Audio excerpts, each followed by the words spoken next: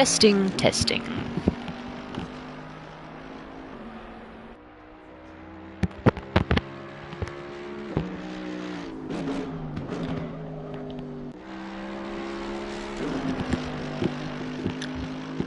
Hello and welcome to round 4 of the ARL Endurance Championship, and it's at Oulton Park. We are early in the qualifying session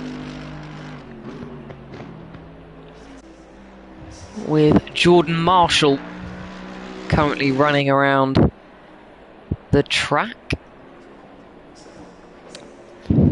along with Alonso Canoro and Butler is well on track, and I think Nico Prince has also just found himself on the track.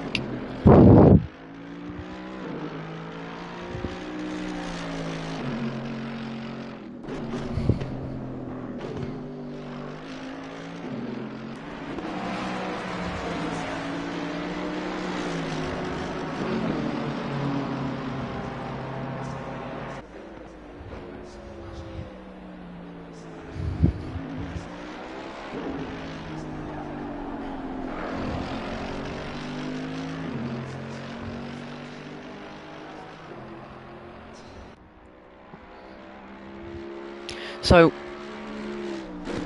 Canoro has laid down a benchmark time for 1 minute 36.1.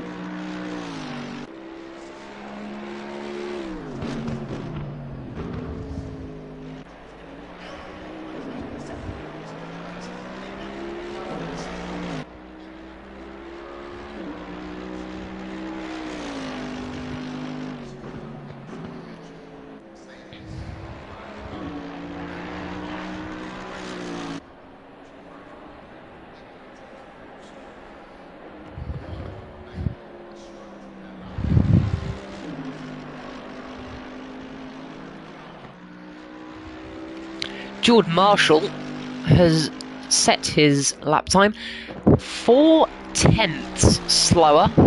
Butler is now 2.9 seconds slower, but of course these are just early benchmark times in the earlier stages of this qualifying session.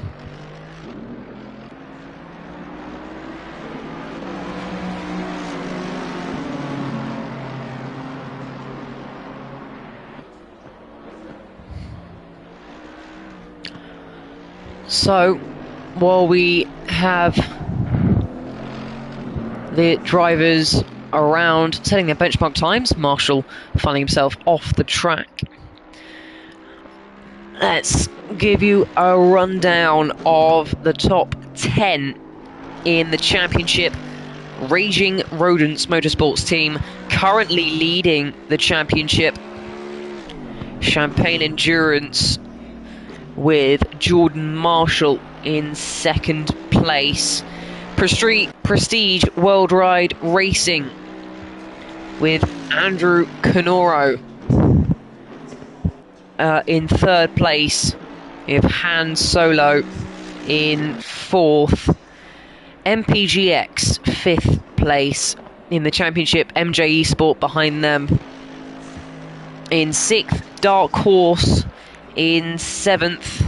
FUXO1 in eighth place. G-Force ninth, and the Pit Lane Predators round out the top 10 in the championship.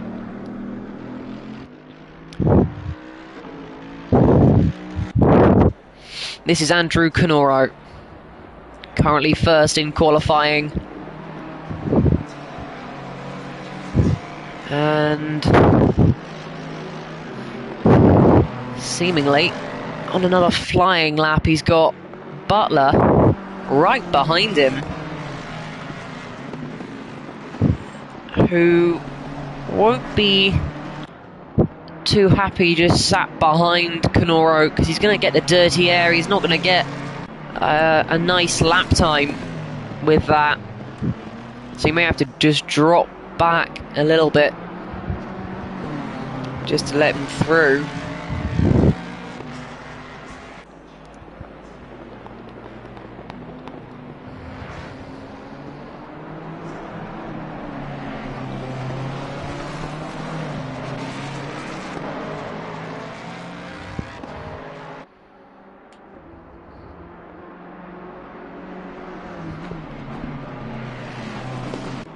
So Nico Prince just had another lap time. He's now within half a second to Andrew Canoro.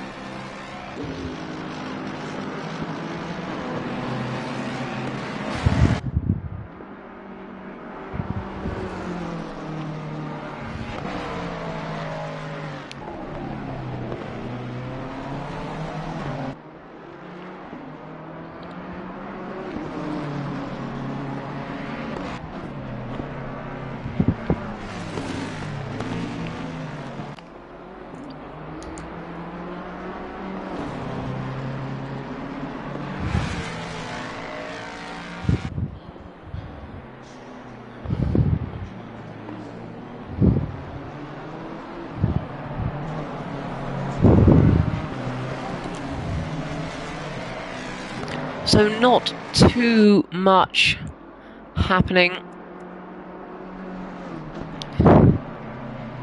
in this qualifying session. Still only got 4 cars out on circuit. Hope for a few more to join at some point.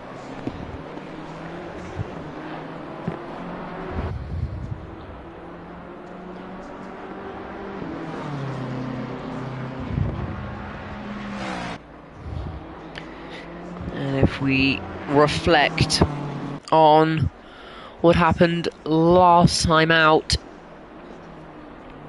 we did have a good victory for Andrew Canoro. And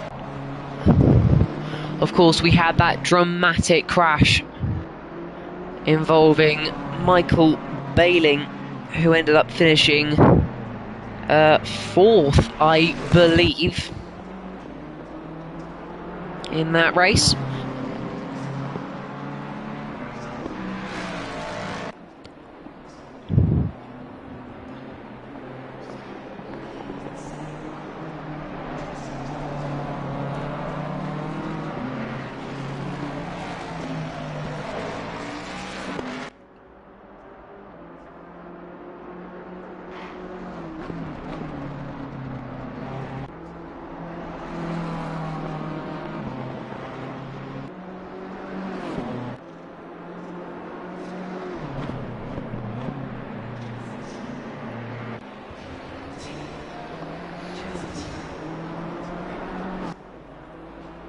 Yeah, so the top 10 of last time out at Bathurst. We had the win from Andrew Canoro, 2nd place for Jordan Marshall, 3rd for Michael Bailing. Brett Butler got 4th place for BRT Enduro FUX 01. Managed to make it into the top 5. A very unfortunate race for Team G-Force, outside the top 10.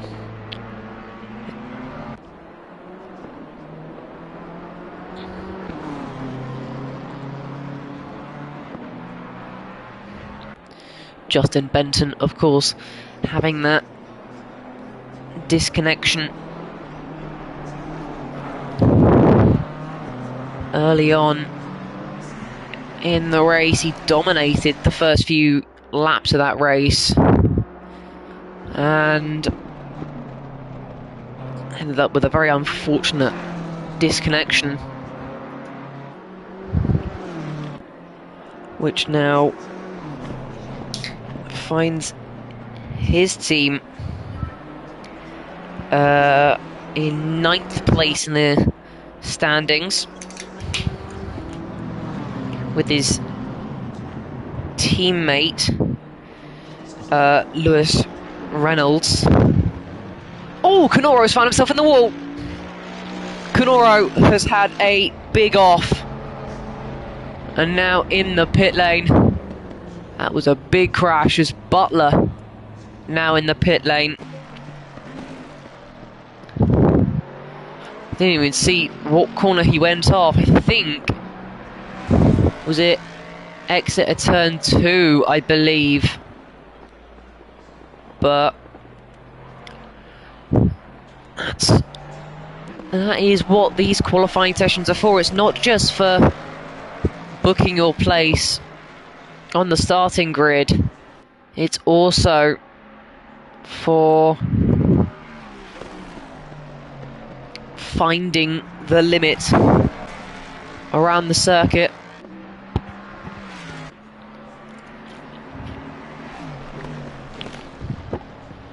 As there is always learning to be done when racing around a circuit. This is now Nico Prince crossing the line. He improves by pretty much 0.7 of a second. Now just within 0.3 behind Andrew Canoro.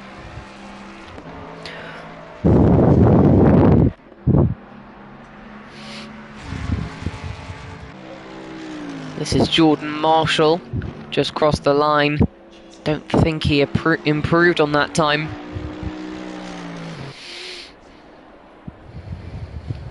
In the number 23 Mercedes. It's all very bumpy through turn 2, and maybe it's one of those bumps that caught out Canoro and was the reason that he went off a couple of minutes ago.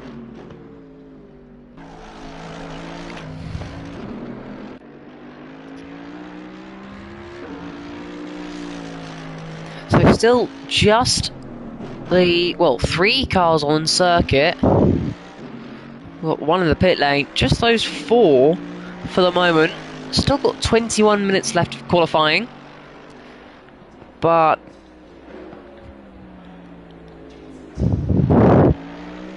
we'll probably be hoping for some more drivers.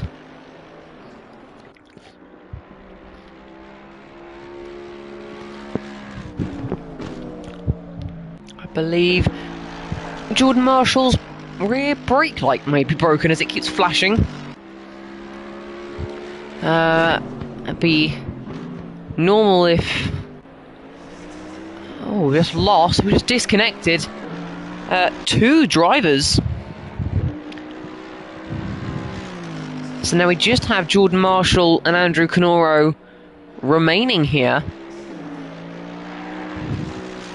And Canoro still in the pit lane.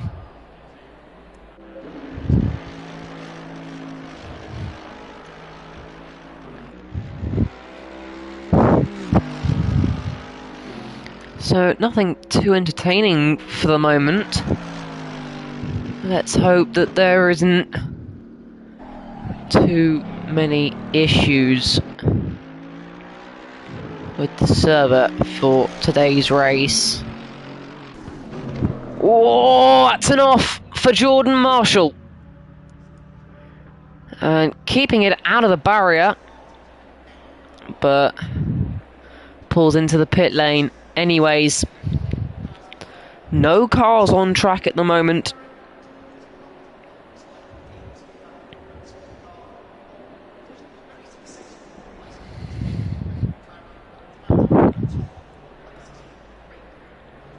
but not the most exciting qualifying session for the moment.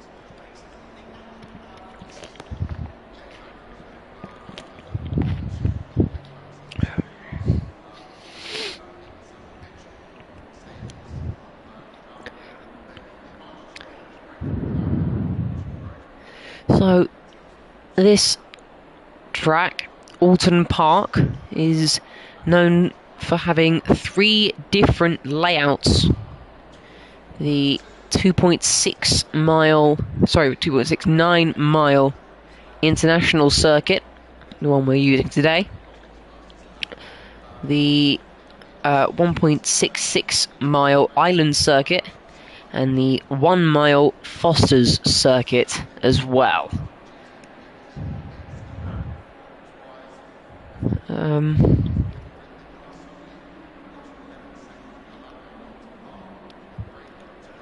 And this track has some key corner names as well, including Old Hall, named after a literal hall that used to exist within this circuit, and Lodge, named after the estate of which this track is upon, its gatehouse.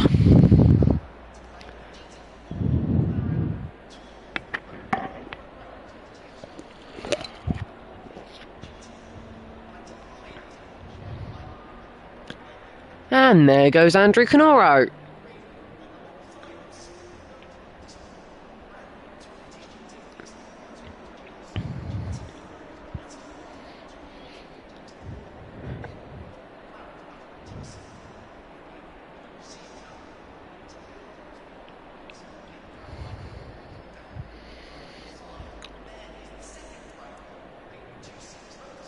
So,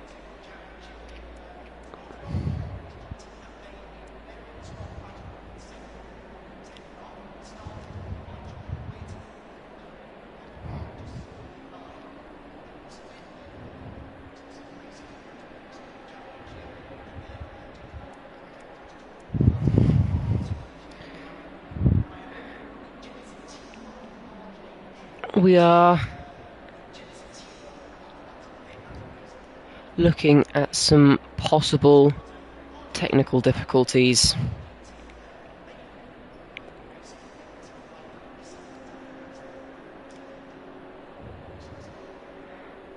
So,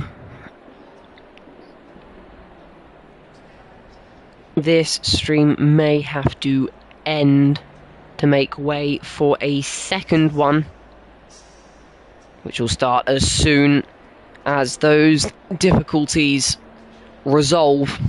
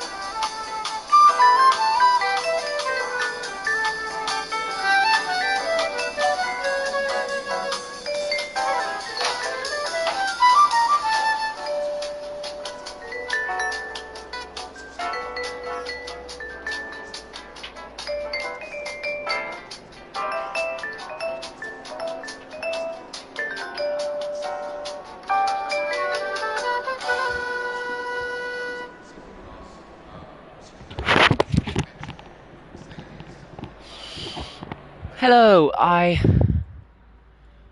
have returned, and hopefully we can get qualifying restarted.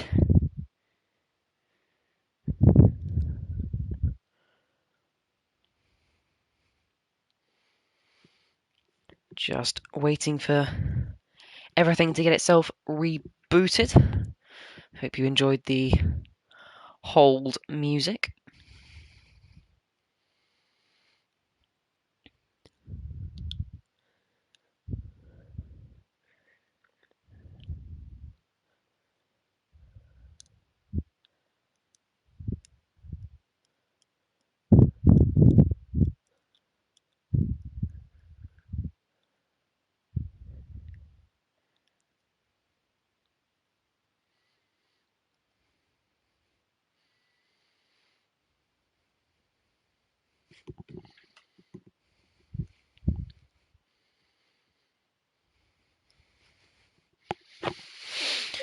Let's see if we can get things going now, shall we?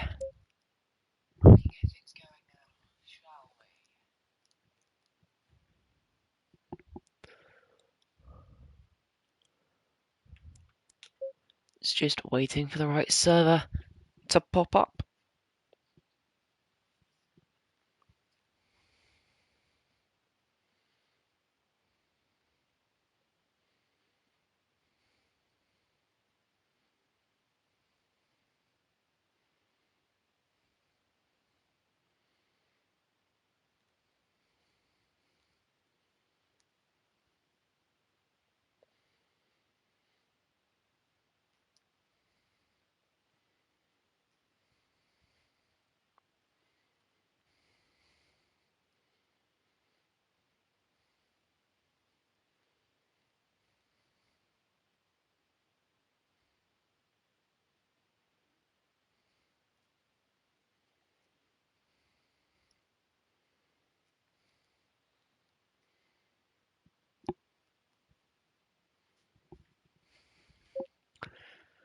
Gonna keep refreshing things.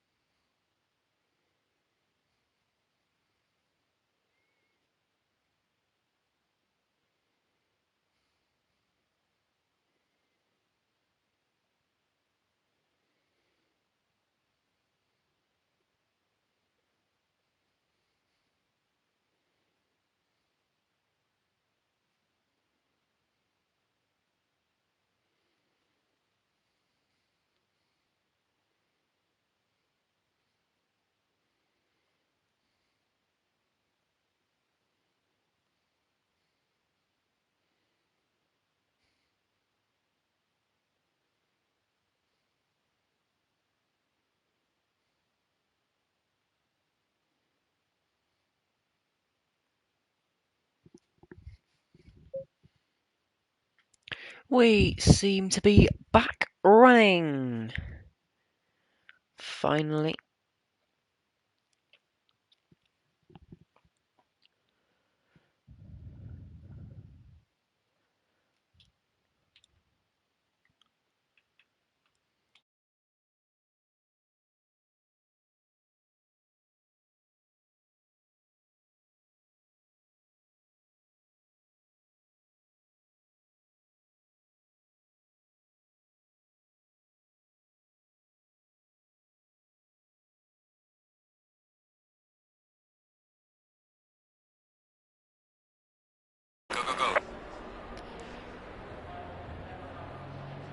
Now we have free practice.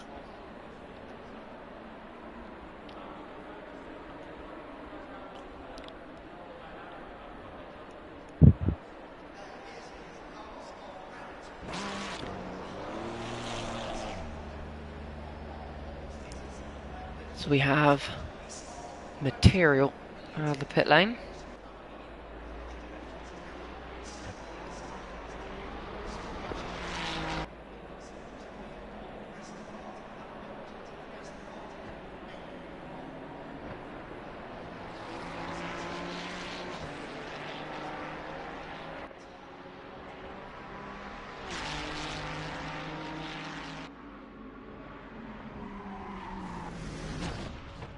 Oh, material finds himself off the track, and that's the first big incident in today's actual qualifying session.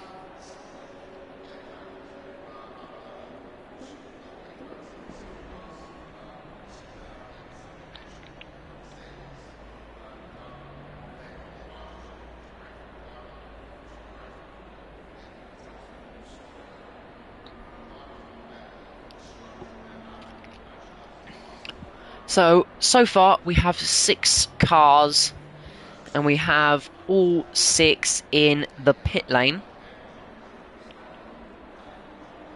currently for the qualifying session.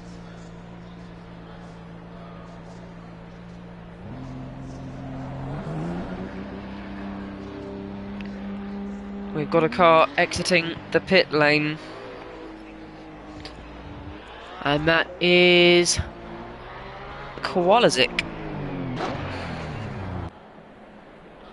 for FUX01. He's now stopped on track. Man, there's very possibly an issue on my end. But no, he was literally just stopped on the track. Now, edging forward, he's got material coming up behind him, passing him in the Ferrari. The grey and purple Ferrari, something you don't see every day.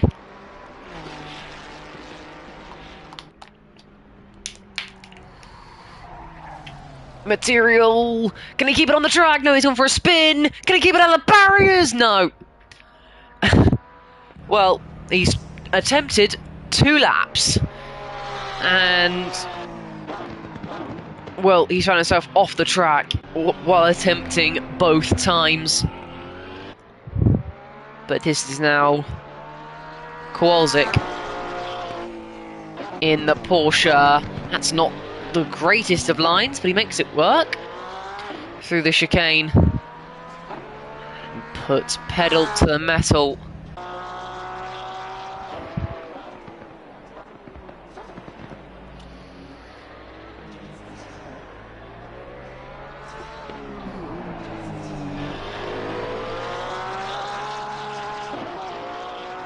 And another driver finding themselves on the grass.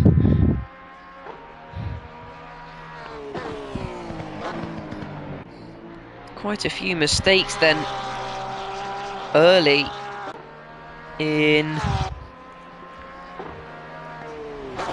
this practice session. There's Jordan Marshall in the Mercedes, warming himself up for this race, and I think behind him is Material. It is.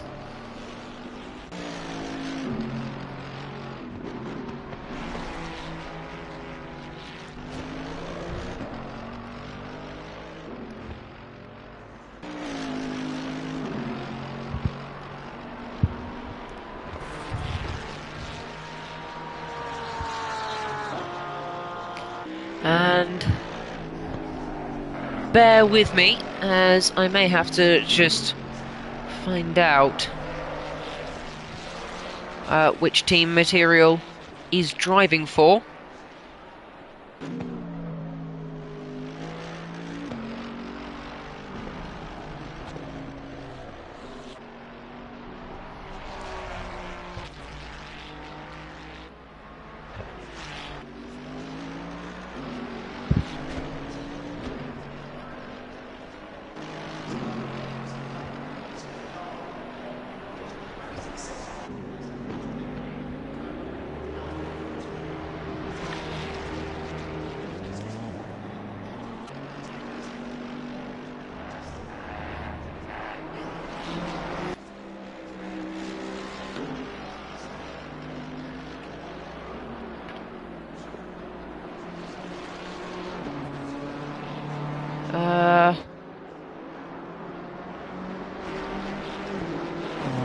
from what I can see, material isn't part of the championship, because the Ferrari 393 car doesn't exist according to the information that I have on hand. Not sure how out of date it is. Oh, there it is. GR Motorsport. Skate material. The driver of that car. So, Kowalczyk, the only driver. So, set a time material, again finding himself off of the track. He's got Canoro right behind him. This is McMillan in the Mustang, the green Mustang. It's a lovely colour scheme on that car. Jordan Marshall about to cross the line. It's a good lap, and it's a lap that puts him first by 1.6 seconds. Wow.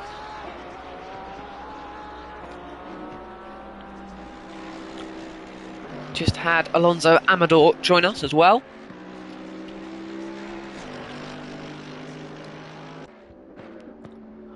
Uh, 2 minutes and 15 seconds remain of free practice before we head on to qualifying.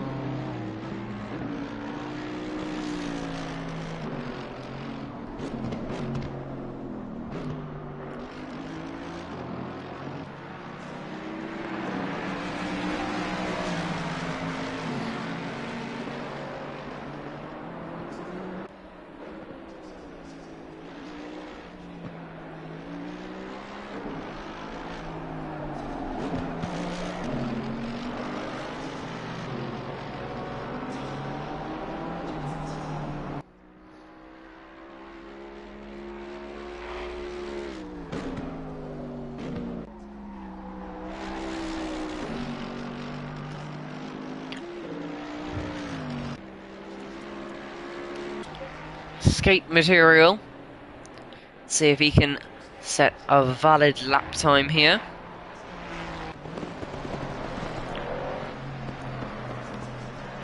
Down into turn 2.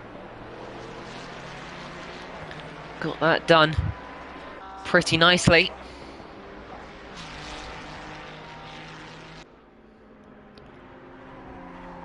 Oh, desperately trying to keep hold of the car.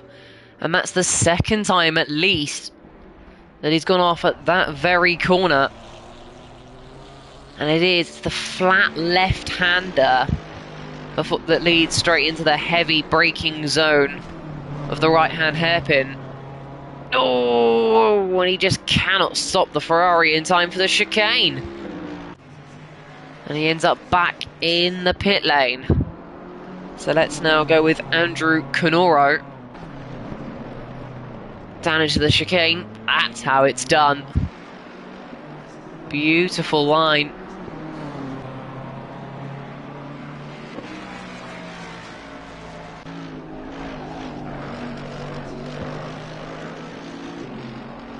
And free practice is now complete. Just 2 drivers, it seems, unless there's another one of these 3 here that can set a valid lap time. Only 2 have set 1. But let's see. Canoro down into the final corner. Fact.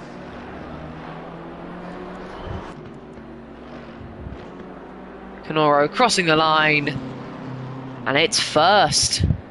0.4 of a second faster than Jordan Marshall. He pulls over the car. So that is the end of free practice here at Oulton Park. And in between free practice and qualifying, let's I'm going to remind you of our top three from last race at Bathurst. It was a win for this man here, Andrew Canoro. A dominant display after the unfortunate disconnection of Justin Benton. And in second place was Jordan Marshall for Champagne Endurance. And Michael Baling made it onto the podium as well after having that tangle earlier on in the race at the half-an-hour mark. And that is Nico Prince in the Mustang. Following Forberg, I believe. So we've got a few more drivers exiting the pit lane. Whoa! Back end kicking out there for Nico Prince on the exit of turn 4. Now down into the chicane. And then there's the straight heading into the second chicane.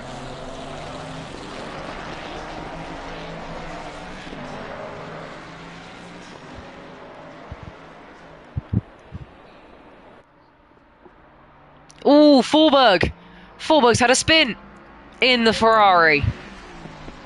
The Red Bull liveried Ferrari finds itself spinning around, and as he tried to get back facing the right direction again, he ended up hitting the wall. So he'll probably have to nurse that Ferrari back to the pit lane.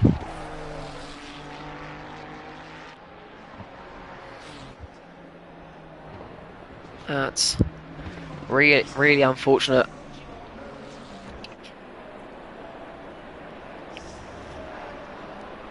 For him, he's not gone into the pit lane. He's going to start a lap.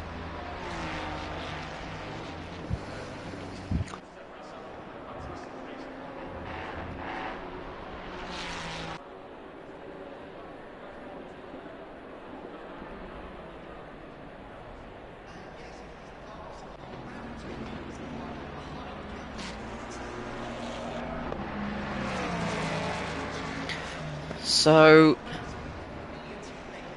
the winner of round 1 of this championship was MJ Esport with Jerome Adamaco and Max Hacker. Ooh!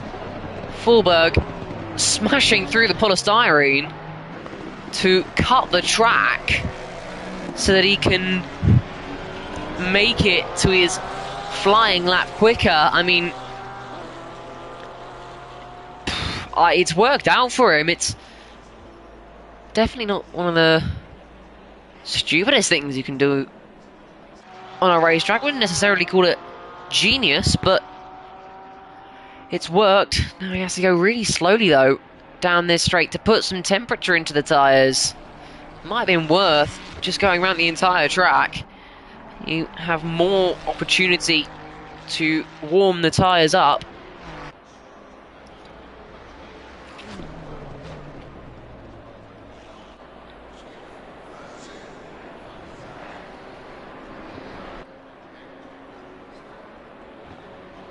So the only team that have managed to make it on the podium all 3 of the first 3 rounds of this championship have been Champagne Endurance team with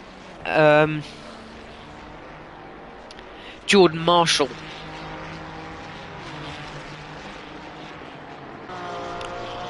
And Jordan Marshall is right there at the top on provisional pole with the 1:36.8. Looking to improve on that time. That's not the line though. Very wide through the hairpin.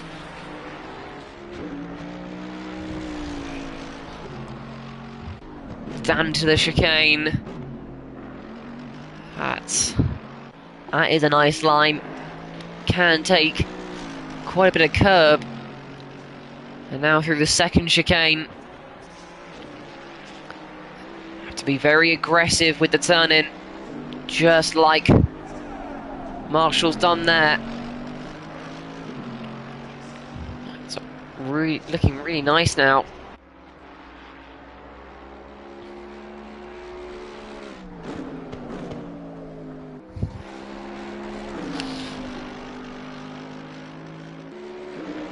So Korlazik has crossed the line to make it third, and Forberg has managed to beat Jordan Marshall's time. Can Marshall improve? I know he went wide at the hairpin.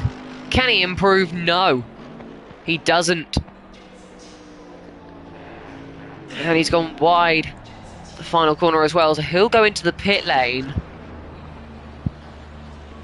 Try and sort something out. That's Alonso Amador. Yeah, Amador.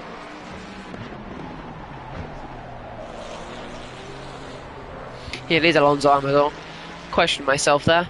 He is now in third place with a very decent lap time.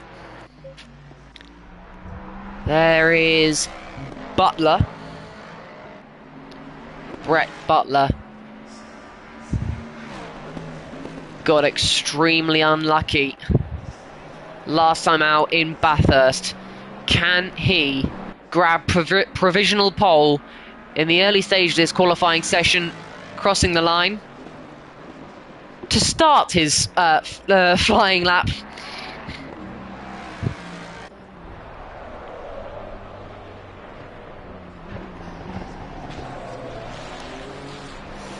Let's have a look at what this lap could be. Nico Prince has put his Mustang on provisional front row. Second place for him.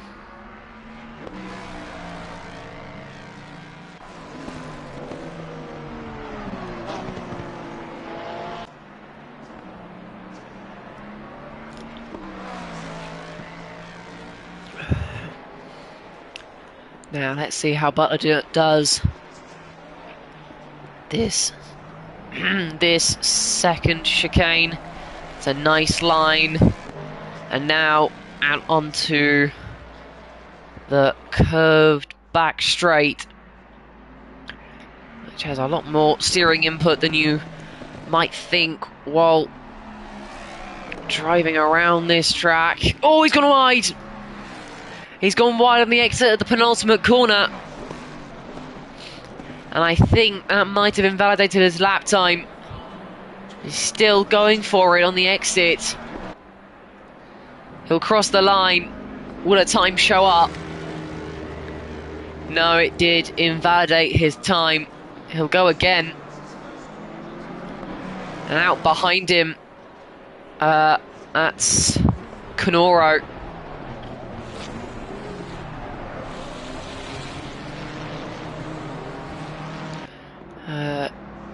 Jackal has just joined in the Ford Mustang. The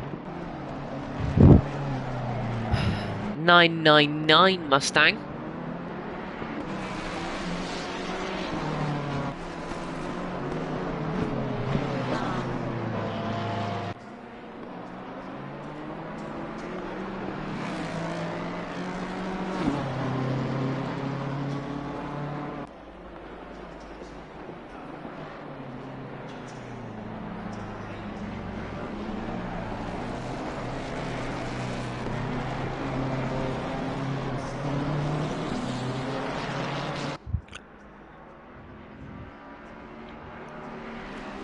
So Michael Peterson has put his Ferrari on fourth place on the grid provisionally.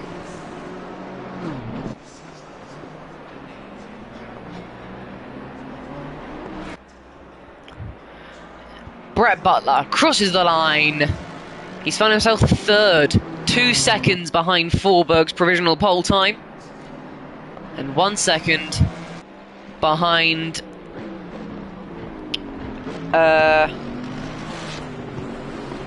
David Bender's second place time. Jordan Marshall is breathing down Butler's neck. Just a tenth but separate those two.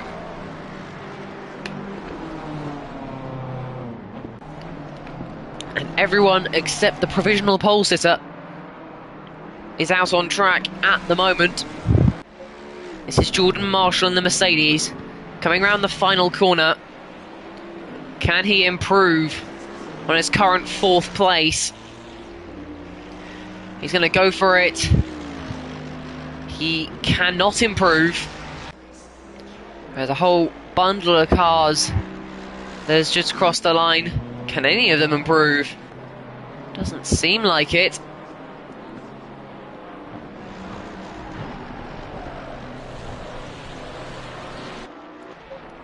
This is Alonso Amador, 3.6 seconds behind Forberg.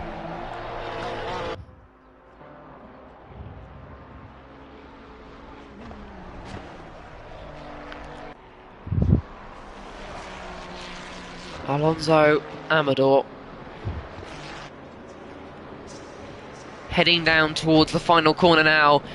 Looked like he was on the grass on the outside. Very lucky he didn't get spun round.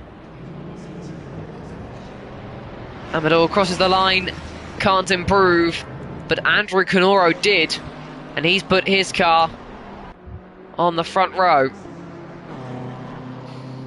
And look at that, just less than 0.05 of a second separate second and third.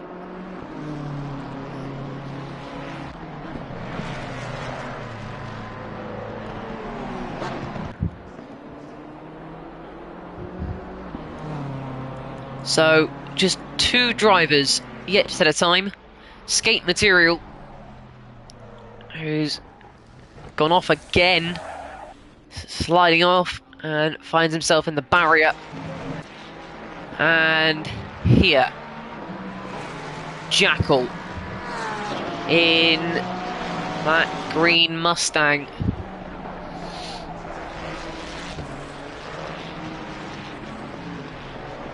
And, well, he's got his left-hand indicator on, and it's staying on.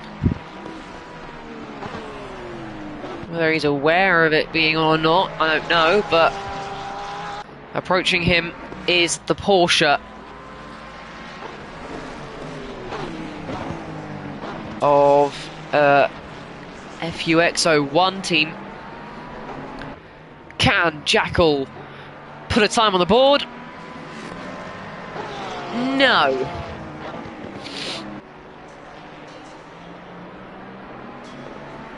But not going to give any space to the Porsche, and the Porsche will now let the cars behind through.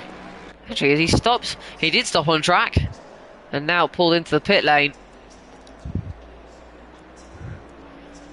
And Canoro has improved, now to 0.6 behind Forberg, and Forberg is out there improving. Now around the final corner, can he increase that gap to Canoro again? No. Or is this his flying lap now?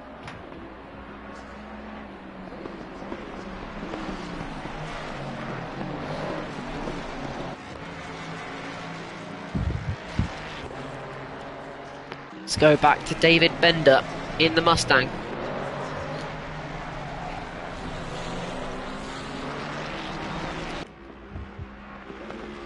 He's following the believe that's the Mustang of Jackal. It is. Bender really closing in on Jackal. Seems to be struggling. Can Jackal put a time on the board, and can Bender improve on his time? Bender comes into the pit lane, and so does Jackal. They both come into the pit lane and across the line. There's Forberg. There's Butler, who is exactly 1.5 seconds behind Forberg.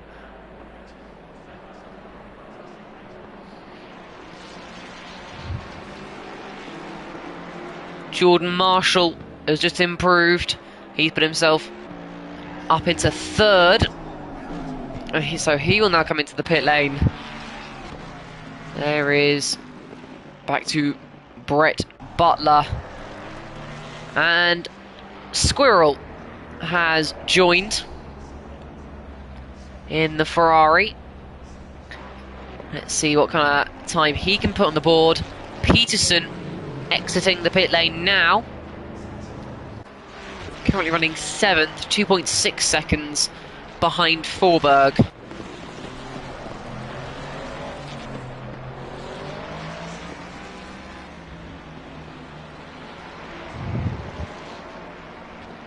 Whoa, that's a car that's gone off. I'm not entirely sure which one. I think it's Alonso Amador went off. And, well, he let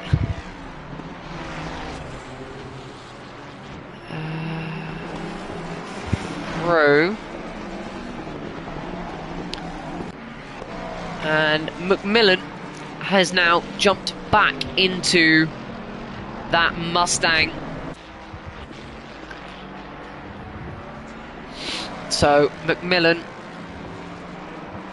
teammates with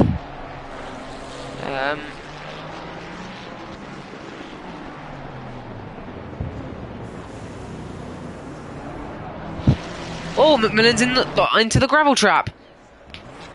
McMillan has just gone onto the track and finds himself in the gravel trap, and Andrew Canoro has improved again.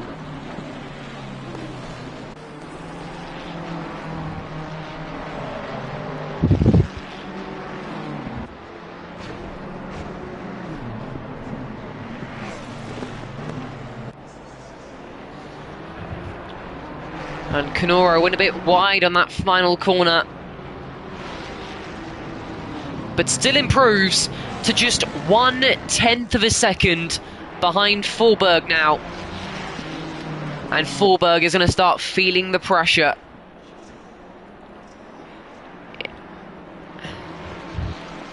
In the Ferrari, and the tiles squealing as they desperately try to find grip around the hairpin.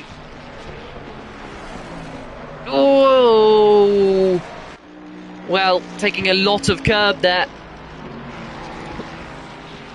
Will it pay off, though, is the question.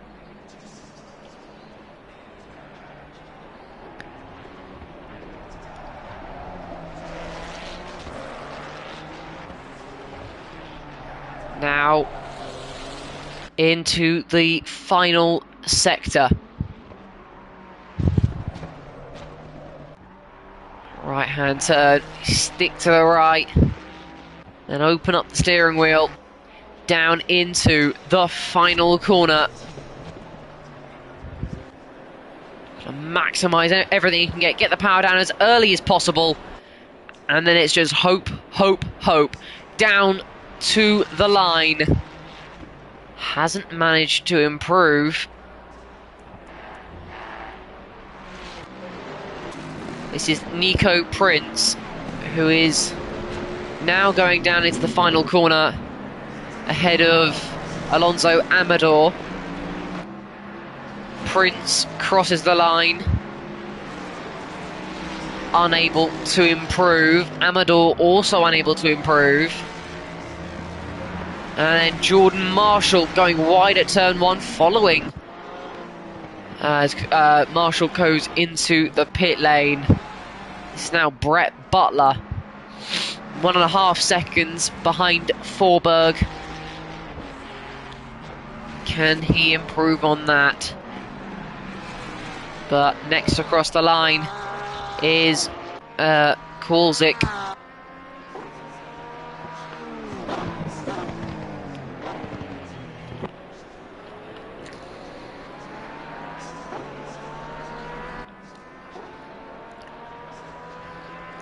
Who does cross the line, but cannot improve on his current last place.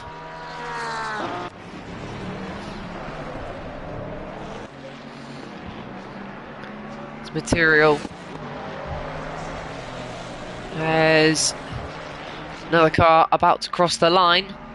Can't tell which one it is though. But there is Brett Butler. Oh, hang on, Peterson has just crossed the line. Not able to improve. Now Butler going around the final corner.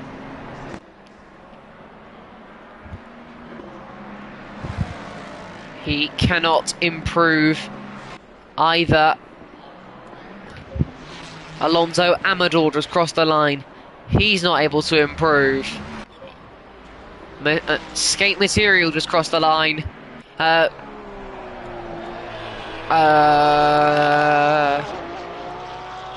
Somebody must have improved somewhere.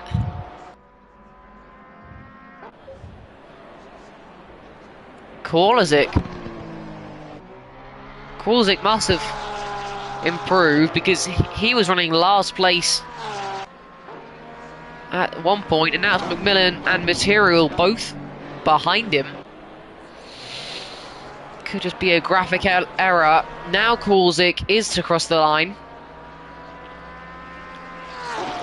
He does improve, but not on his position. He stays 8th.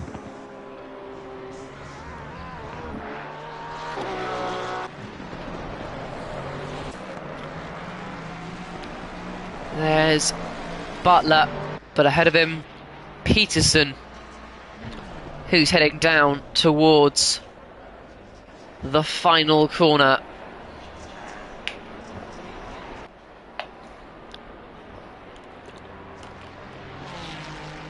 Peterson improves, and Peterson breaks into the top 5. And wow, we have 3 cars that are all, well, you got Canoro, who's 1/10 dead. Then you have Peterson, who's 1.3 seconds dead. And you've got Butler, who's 1.5 seconds dead. I've never seen anything like that in all of my 1 month of commentary. Wow.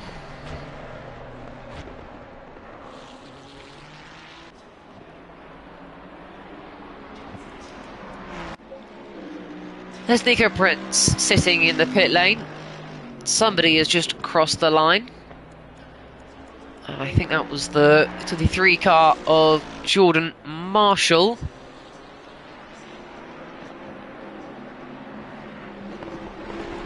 And now Kulzik.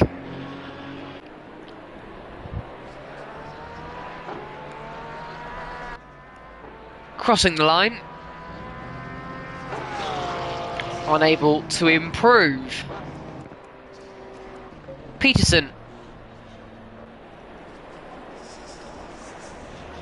Oh, didn't have too much traction on that exit. Can he improve 2 laps in a row? He does.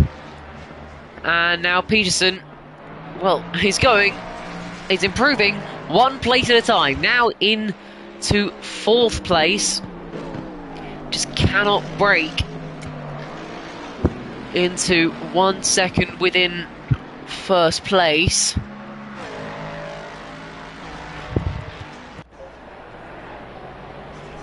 There's McMillan round the final corner.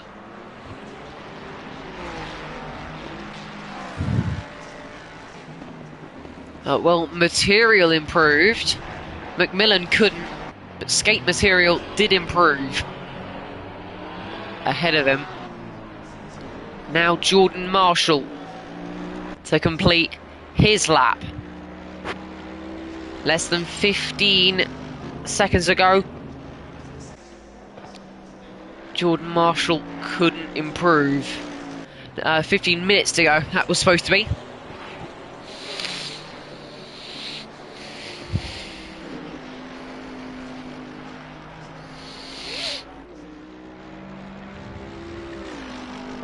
And it's just almost like a pattern, because the same cars will cross the line at the same times. There's Alonso Amador. There's another car ahead of him that's about to cross the line. Can't work out who it is. There is no number 10 car. Amador's gone wide at the final corner. That lap probably won't count. Doesn't show up as an improvement. It's Prince coming into the pit lane. Problem is the number on the map don't always match up to the numbers that I see on the leaderboard, or positions. So can get a bit confusing at some points. But Jordan Marshall, 23 on the positions, 23 on the map. Can he cross the line and improve? No, he cannot. Forberg now on the track, looking to try and push himself further to safety. Only got 2 cars within a second of him, but one of them is Andrew Canoro, and it's exactly a 1/10 of a second. And that will be making him a little bit nervous.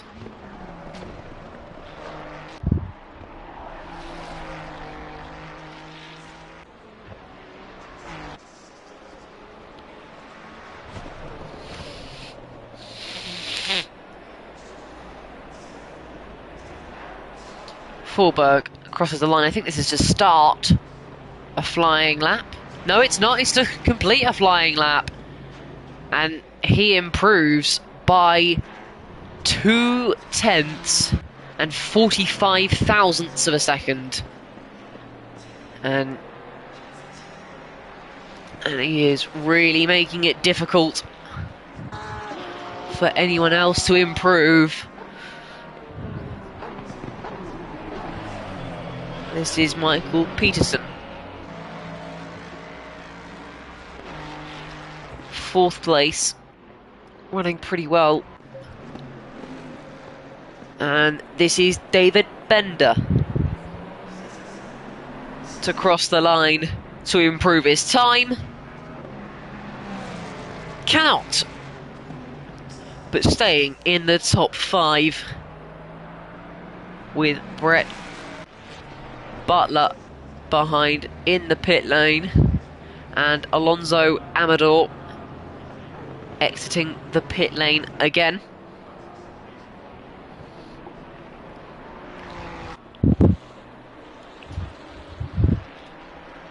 And somebody has just crossed the line. Don't believe anyone's improved. This is skate material. By the way, Jackal back in the Mustang. He's really balancing with Steve McMillan for who gets to go in that Mustang. They're both currently running in last at the moment, with just over 10 minutes to go.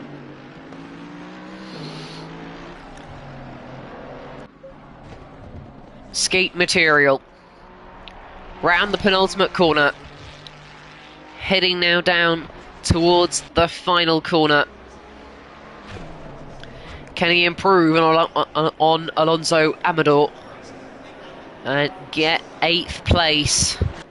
crosses the line to improve his time. Cannot. I think Fulberg has improved again, because the gap to Canoro has increased again. Wow.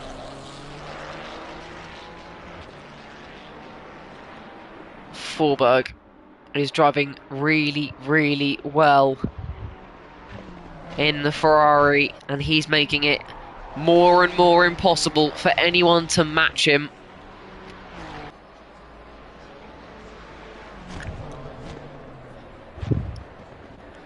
Through the final corner now. Can he get enough power on the exit? Can he improve again? No, he doesn't this time.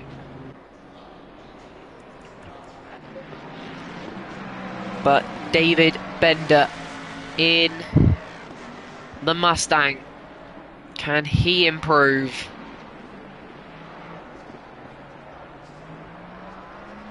As Peterson goes into the pit lane.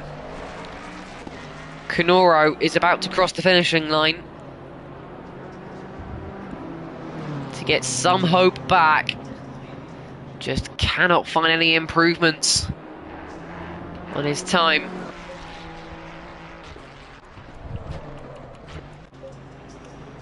That's material coming down. Skate material cannot reel in Alonso Amador, who is currently behind Jordan Marshall. Can Jordan Marshall improve by 0.7 of a second and snatch right pole position? It's a tad hopeful, but no improvements there. Skate material, that's not right. That was supposed to be Amador crossing the line. And Fulberg's improved again, and now is over a second faster than Andrew Canoro. Wow.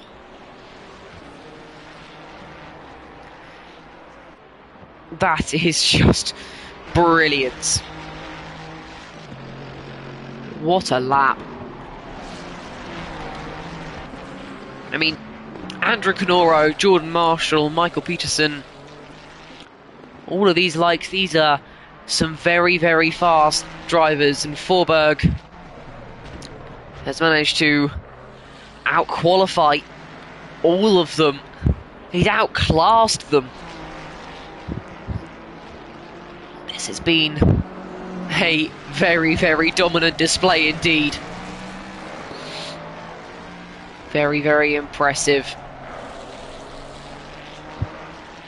And can he improve again?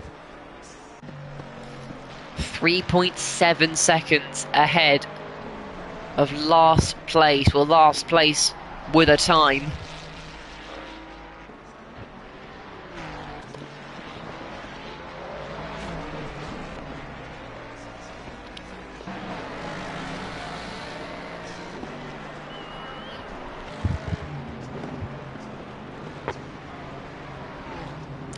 He's done it. He's improved by about 0.02 of a second. Small margins. He's going to pull over and come into the pit lane.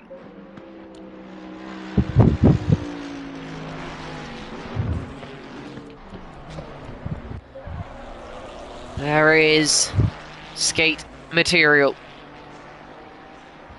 Not sure who that is crossing the line now.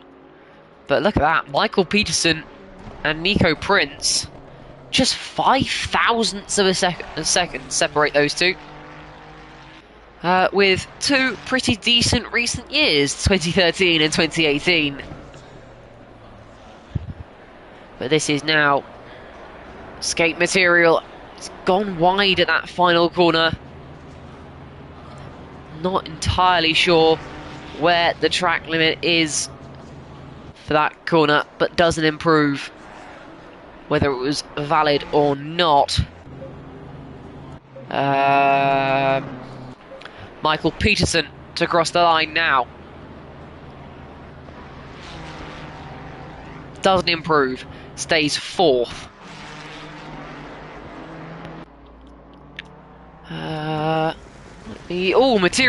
Skate material finds himself off again at the very same corner, again in the run-up to the right-hand hairpin.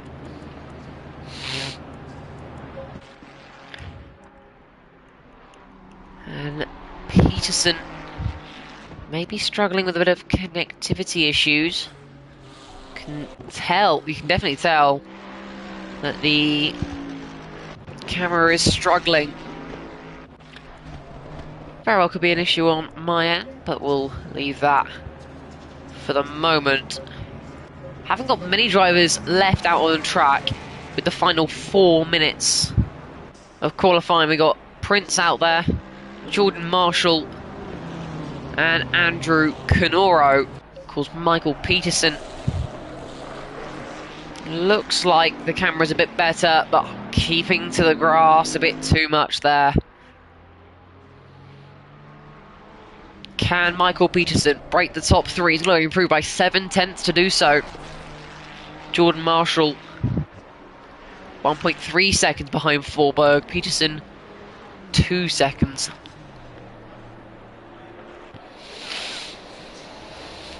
And Peterson wide, and that's probably track limits, but it really does depend. No improvement there.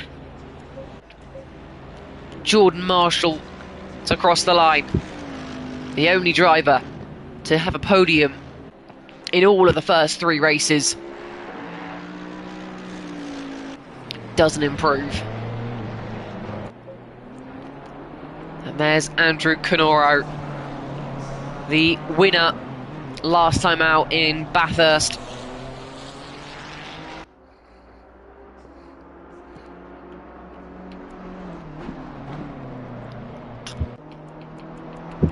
We've also got Squirrel out there, the only driver yet to complete a valid lap. This one looks like it could be valid though.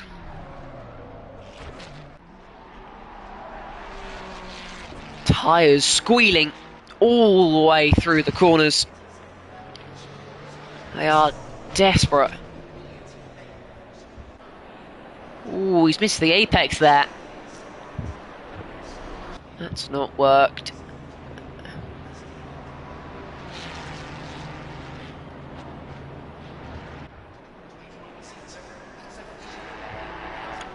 And Squirrel just cannot set a bad time. This could be, though, his final opportunity.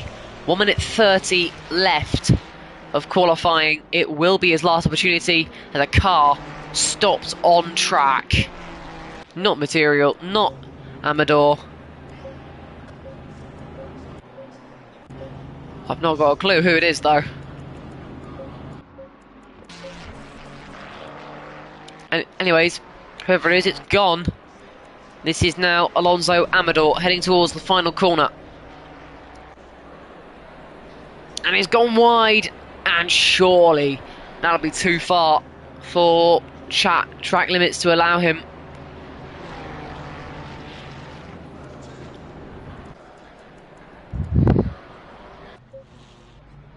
Skate Material around the penultimate corner. This is now Canoro heading towards the timing line. Does improve, and but still just 9/10 slower than Forberg. Amador didn't improve. Squirrel, can he finally set a time? 10 seconds, 9 seconds, 8 seconds left on the clock.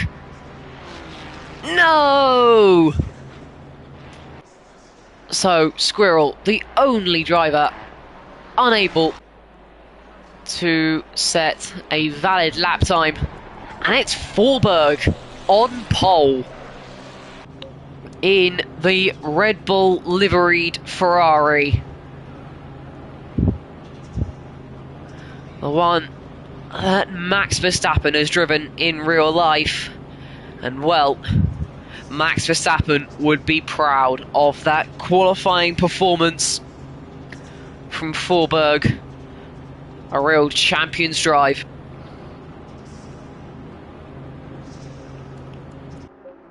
Canoro, I think, will still have the opportunity to complete this lap. It has to be a very, very special lap if it's going to improve really by a second. It's a good final corner though, and he goes diving into the pit lane. It wasn't to be for Andrew Canoro. Gets second place though. Jordan Marshall gets top 3. And the top 10 all managing to set a time. Only Squirrel unable to complete one.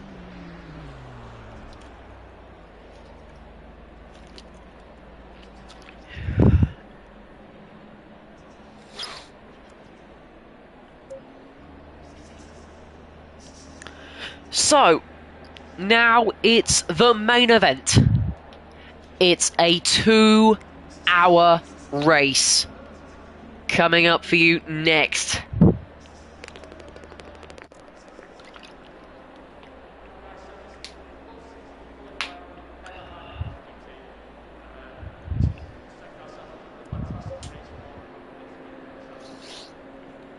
Just over 2 minutes until we start the formation lap here at Oulton Park, of which held its first race on August 8th, 1953.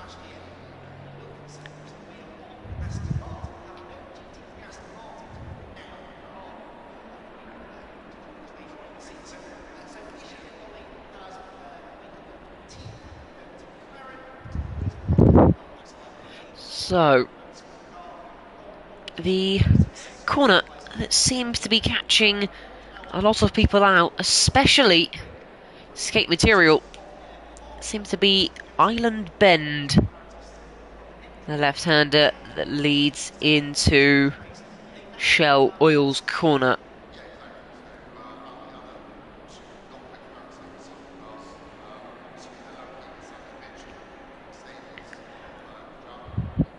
Yeah, I mentioned earlier about how Old Hall Corner, named after, of course, the literal hall.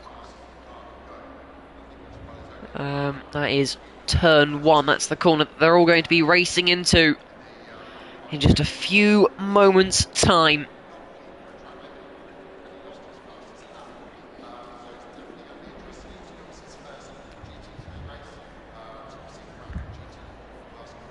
And all of these drivers will be hopeful 30 seconds.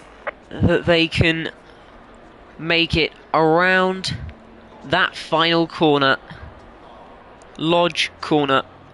And technically the final corner is the left-hand kink Deer Leap, but I will never actually see that as a corner.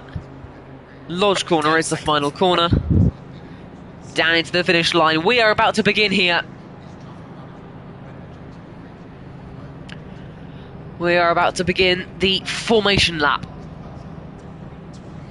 11 cars on the grid. Their engines roaring, and Forberg leads them off.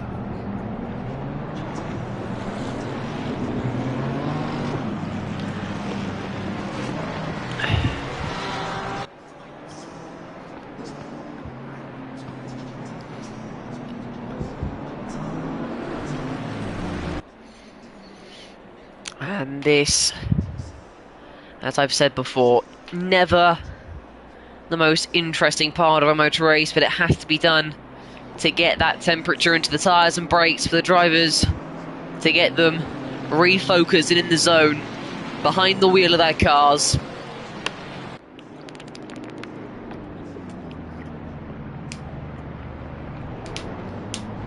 Especially as there's such a cold track temperature. Track temperature is only 19 degrees Celsius. It's not often you see the track temperature the same as the air temperature.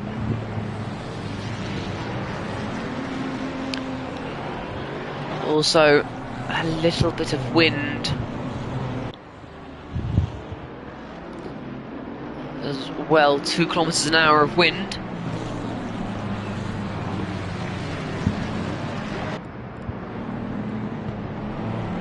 And now through that first chicane of Britain's, and then the hilltop straight into Hislops.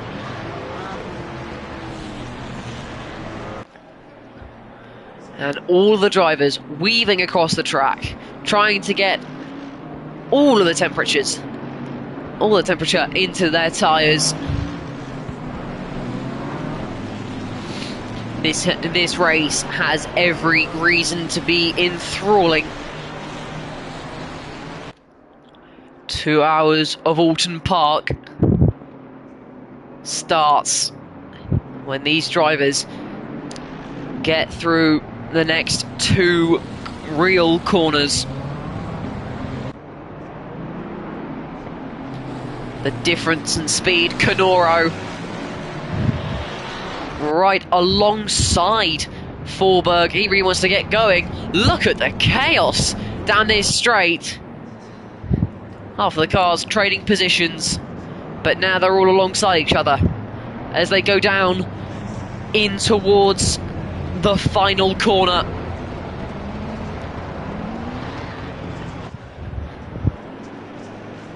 And when they reach that timing line, they can floor it.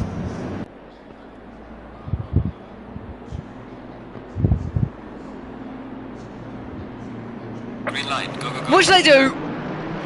Forberg has to come over to the outside. Canoro got a better start.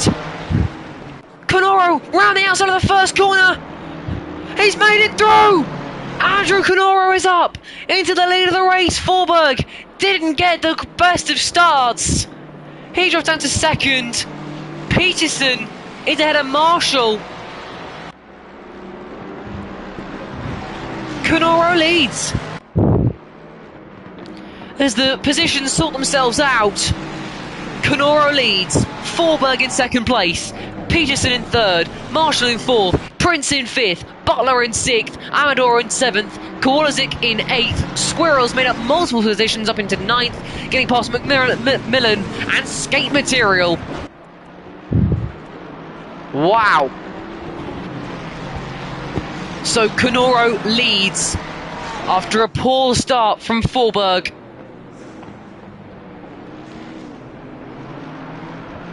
And now the question to be asked is, can Canoro make it back-to-back wins in the Endurance Series?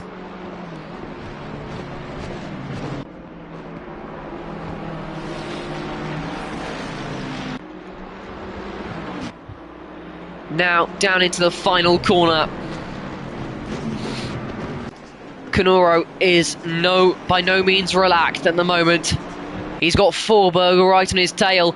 Peterson isn't really keeping up, so it could end up being these two go flying off into the distance, while the rest of the pack fight each other.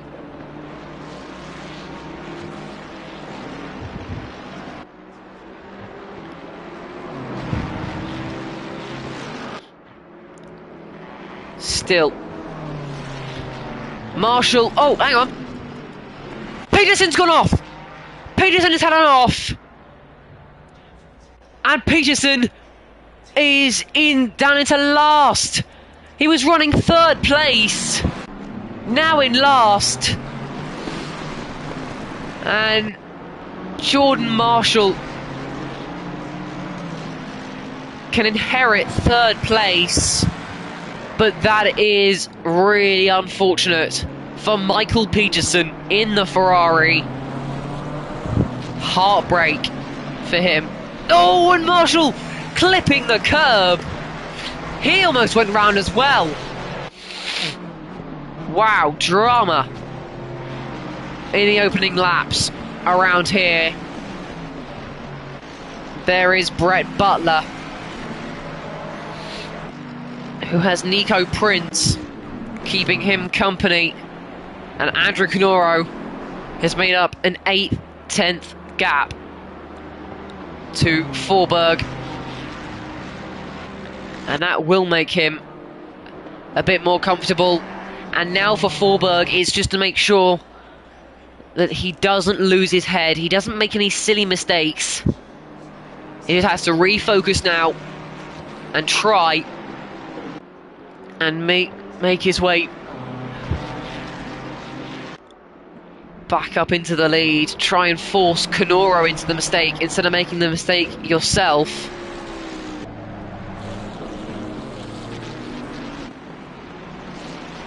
And he has closed in a few tenths in the first sector of this lap, as Canoro knocks one of the bollards at that first chicane. Now down into the second chicane.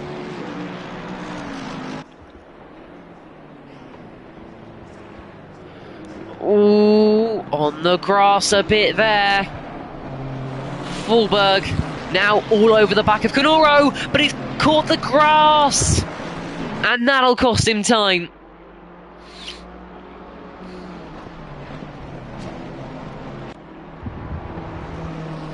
This is already a brilliant watch.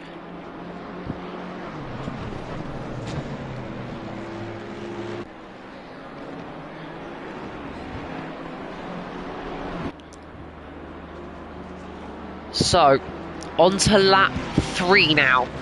Canoro leads, Forberg in second place, Jordan Marshall running third, then Brett Butler and Nico Prince, the top 5. Just outside is Alonso Amador, who's under a lot of pressure from Squirrel, who's had such a good start and has a really good exit out of the first corner. But Amador just about stays ahead. Squirrel started 11th place, last. He's now fighting for 6th. Amador's gone off. Well, he's gone wide at least.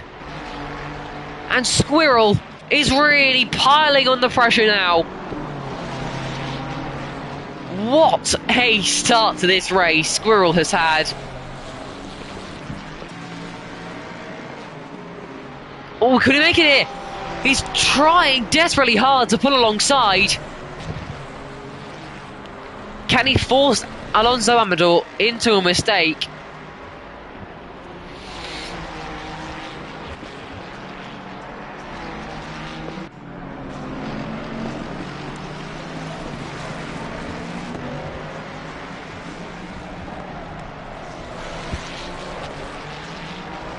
Oh, Amador just finding himself off a little bit, really being pressured into these mistakes by Squirrel, and they're just tiny errors. Let's go back to the front two. Canoro once again pulling out that gap to Forberg.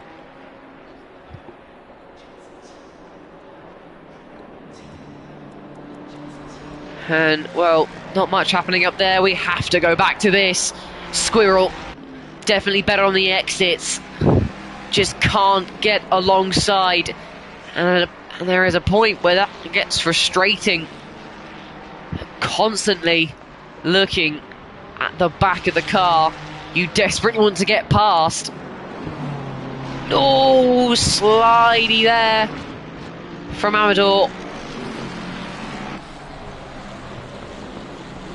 And that's the second lap now.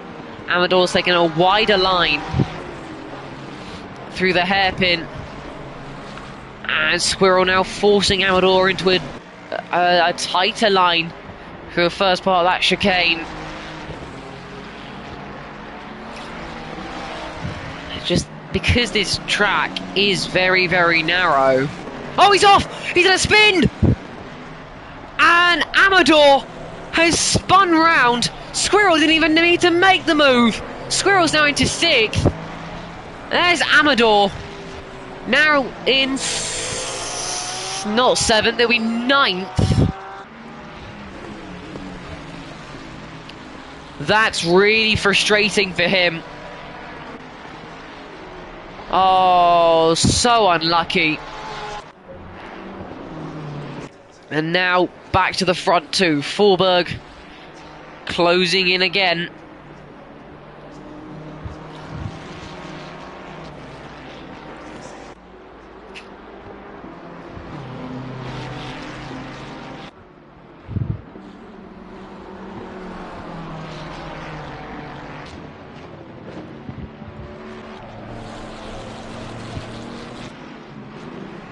Wow.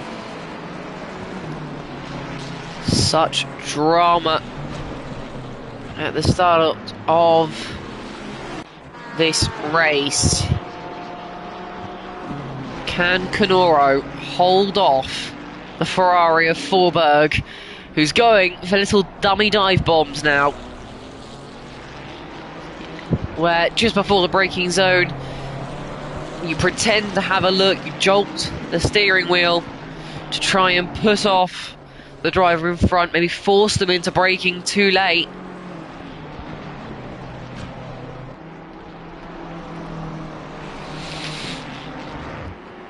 Does happen a lot.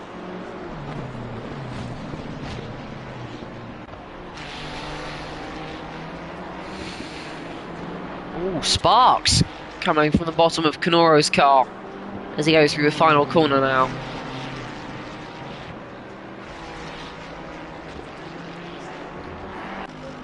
Now, Jordan Marshall,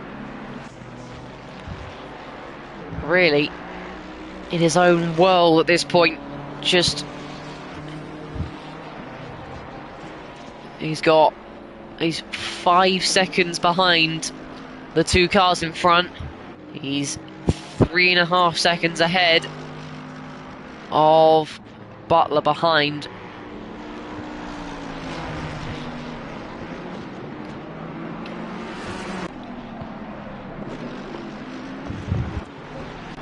And this is Brett Butler, who's, ever since the start of the race, has been under a little bit of pressure from Prince. It's not major like Squirrel, who is, by the way, closing in on those 2 Mustangs.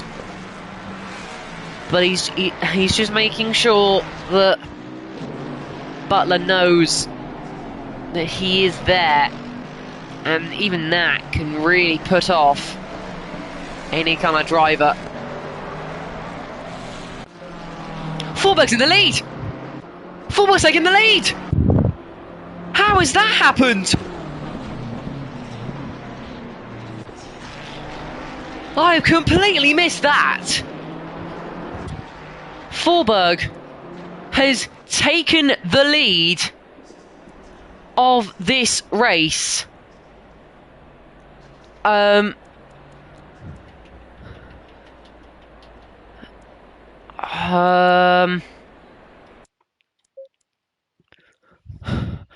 Not able to access when that happened in the replay, but Forberg leads the Oulton round 4 here at Oulton Park.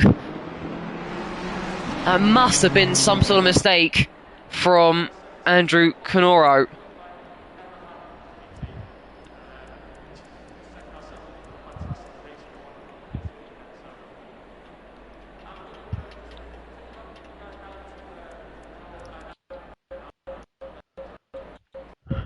This really won't do enough. This is not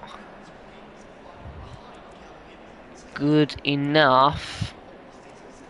Yeah, I cannot reach where I need to. It'll take 4 years, but Forberg then does lead, and Canoro now dropping back. Wow. So the pole sitter, who lost the lead at turn 1, now back in the lead.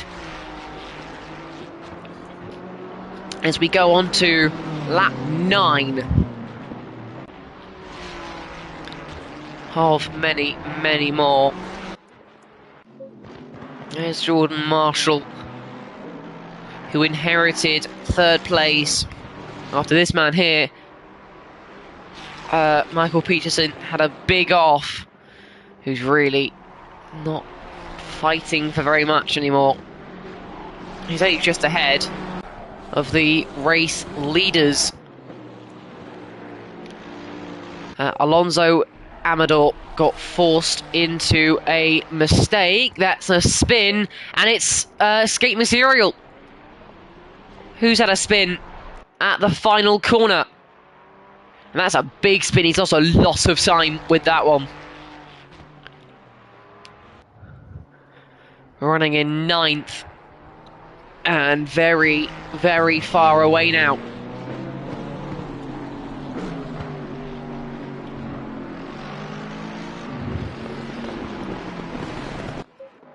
This is the Porsche of FUX01,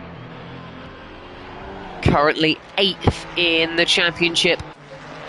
There's Steve McMillan in the green Mustang, and there is a bit of a battle here. Prince putting on a lot of pressure to Butler.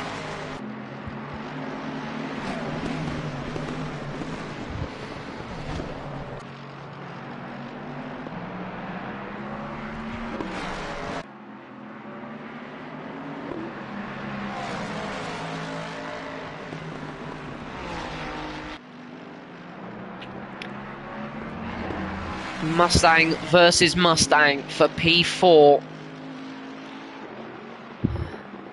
You just have that feeling that this is going to end in fireworks.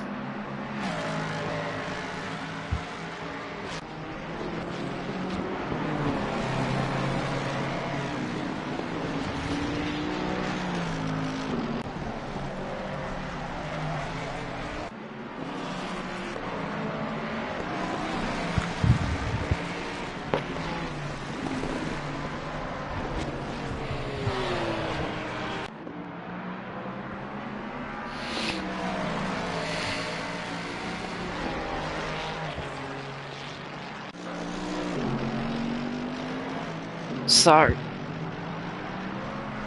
this circuit, Prince clipping the grass, and he would have lost a lot of time through that.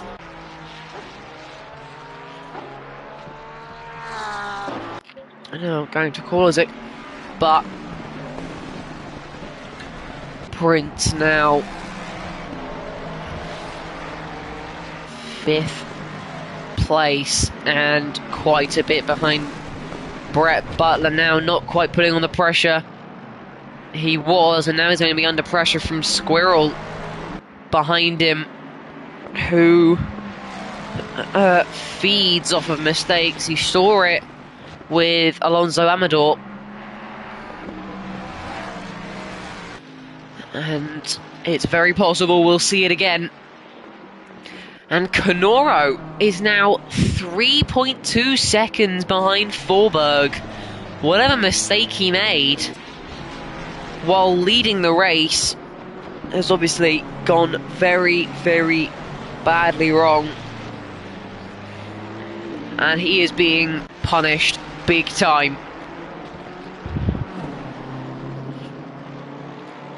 And Jordan Marshall still in his own world, 5 seconds behind Canoro, 7 seconds ahead of Butler.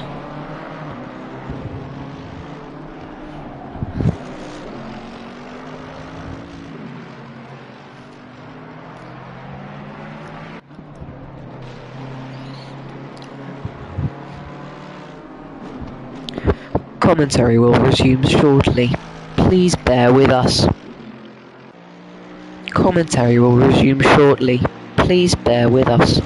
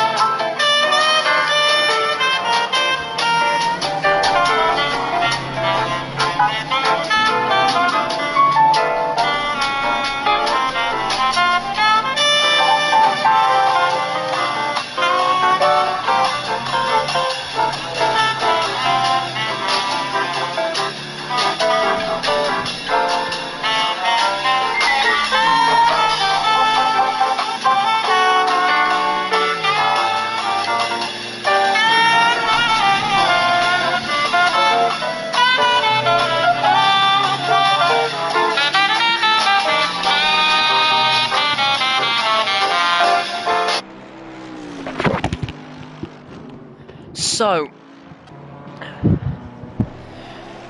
now I have returned. Have there been any major developments? It doesn't seem so.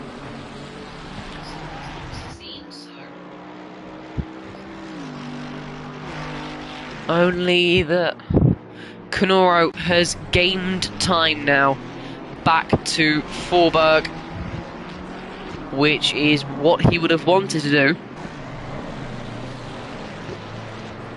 And maybe he just has to hope for something during the pit stops. Hope he can improve.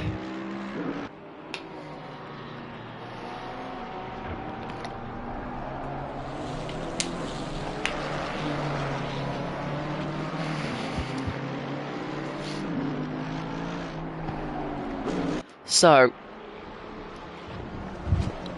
not too far away for the quarter way through this race. Still got a very long time to go. And I'm running out of drink, so...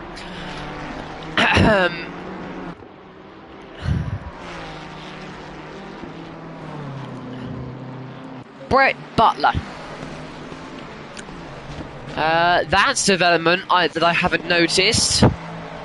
Nico Prince must have had some sort of error, because now Squirrel and Steve McMillan are both ahead of him.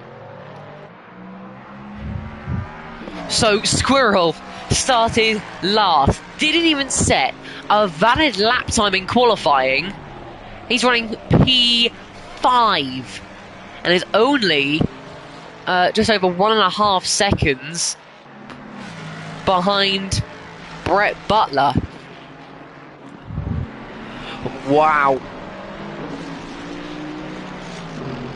That's really, really impressive driving from Squirrel.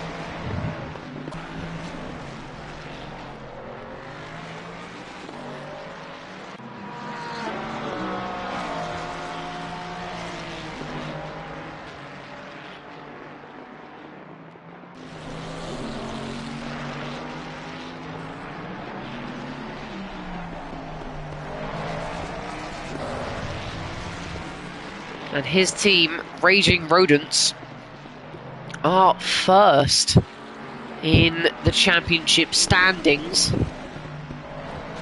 And so, if they can get a good result out of this, they will have a good chance of holding on to that lead. But of course, Champagne Endurance, currently running third, they're in second in the championship. So if Jordan Marshall can keep P3, he does get 37 points out of that. Currently Squirrel will be getting 32. So if there is less than a 5-point gap, which I'm not sure if there is, I'm just going to double check it. Confirm with my notes, and it's a 4-point gap between them. So as things stand, Champagne Endurance team will take the lead of the championship, but it does look like Squirrel will make the overtake on Brett Butler. You can just see how well he's driving and how well he has driven from starting last place. He's obviously capitalised on a few mistakes, but it's been really, really impressive. And just for information, it is 84 points for Raging Rodents and 80 points for Champagne Endurance. And then two teams tied on 74 points. One of which being Han Solo, which is Michael Bailing, who isn't racing today. So that will probably lead to him dropping positions. And then Prestige Worldwide Racing tied with them. And, well, that's Andrew Canoro, who's currently running second place. So that would mean they would gain 40 points.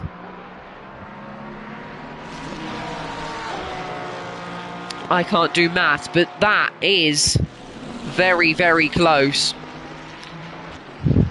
The top four, very, very close together, separated by just 7 points.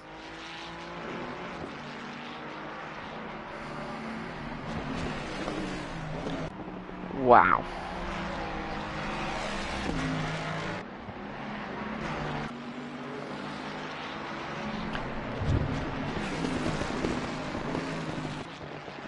Fulberg leads. Canoro running second. Jordan Marshall is off! Jordan Marshall has gone off at turn 1, rejoining the track, and now behind Peterson, who's been lapped anyway, so he hasn't lost any positions, and Squirrel's got past Butler. So it's all happening. Now, it had a few minutes of calm, and now it's all happening. Jordan Marshall has gone off at turn 1. And now Squirrel is running in 4th place, overtaking Butler, who must have made a mistake. It's now 2 seconds that separate those two. And now 5.2 seconds separate Squirrel and Marshall. So we're going to see the top two teams in the championship battling each other. Stick around, because this is going to be brilliant. But let's have a look at the top two teams in this race. It's Fulberg leading ahead of Canoro. And that's Skate Material, who has gone off. And he's going to have to give way to Canoro, and does so. So already we've got 2 drivers who have been lapped in this race. Escape Material and Michael Peterson. Alonso Amador is far enough away for now. And Jordan Marshall just needs to get his focus back now.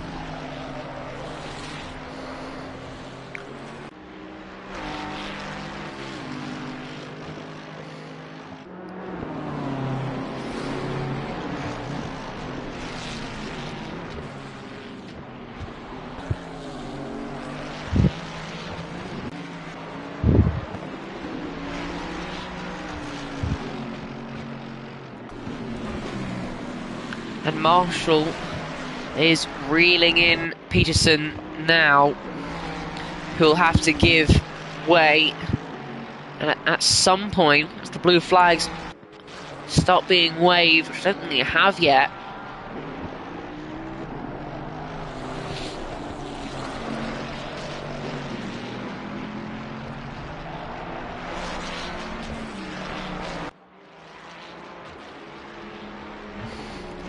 Canoro over 5 seconds behind Forberg, coming up to the 20 lap mark. Well, currently 19 laps completed,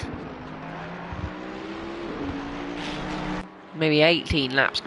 I think it is lap 20 now. Oh, I don't know.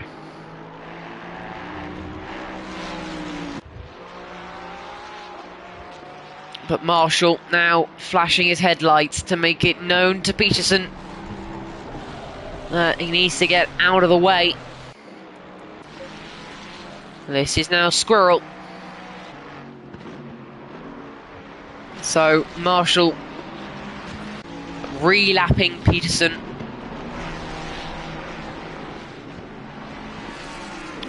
Squirrel 4.4 seconds behind Marshall. But maybe he could get a slipstream from Peterson at some point.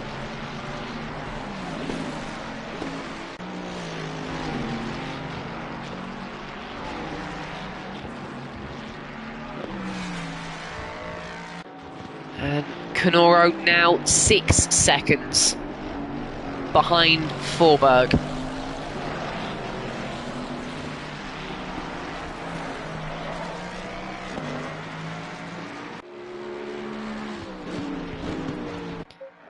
Nico Prince will be closing that gap to Steve McMillan. Hasn't had the greatest of races, Nico Prince, but will hope to improve on it.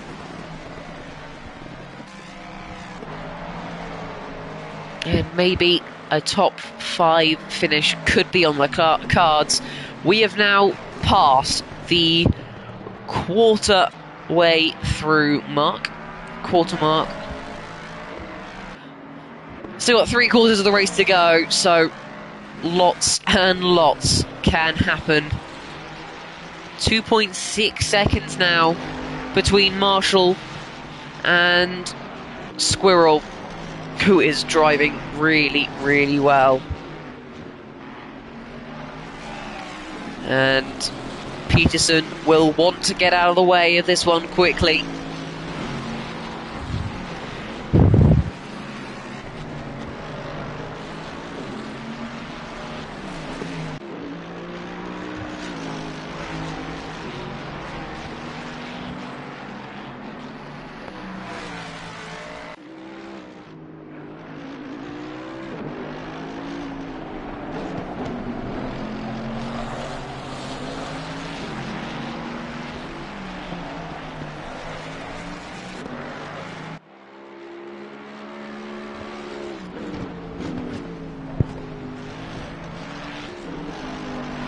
Squirrel now just needs Peterson to get out of his way so he can fight the car behind him in the championship.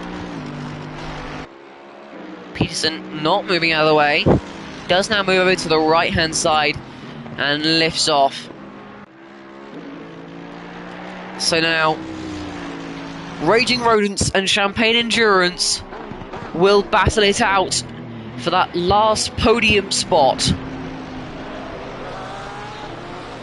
And it will be that last podium spot, at least for now, in this race. Now within a second, Squirrel. What a race Squirrel's having. Last to now fighting for the podium in just over half an hour. Is very, very good.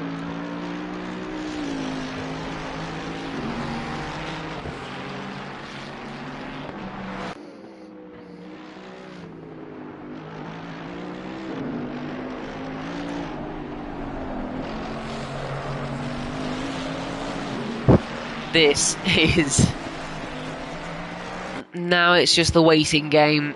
We're waiting for this battle to explode. And, well, how long will it take for it to explode in a cloud of carbon fibre and sparks? Now, through the final corner, Squirrel will get the slipstream on Marshall. Is he going to have a look down the inside at turn 1? No. Marshall clipping the grass on the inside. Won't have helped him with his flow through that first corner. Turn 2. And now they head towards the corner that catches most people out. Island Bend. And they both get through it okay. Through the hairpin now. Squirrel gets on the grass on the exit of the hairpin. And that will cost him.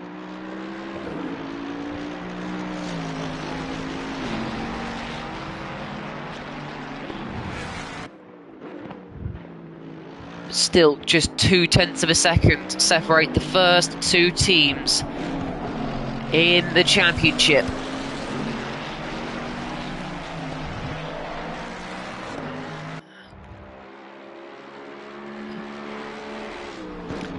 Now down into the penultimate corner. Which one will break first? And I don't mean using the pedal on the left, I mean actually break. Who will make that crucial error that gives the place to the other person? Squirrel once again chasing down Marshall down into the first corner.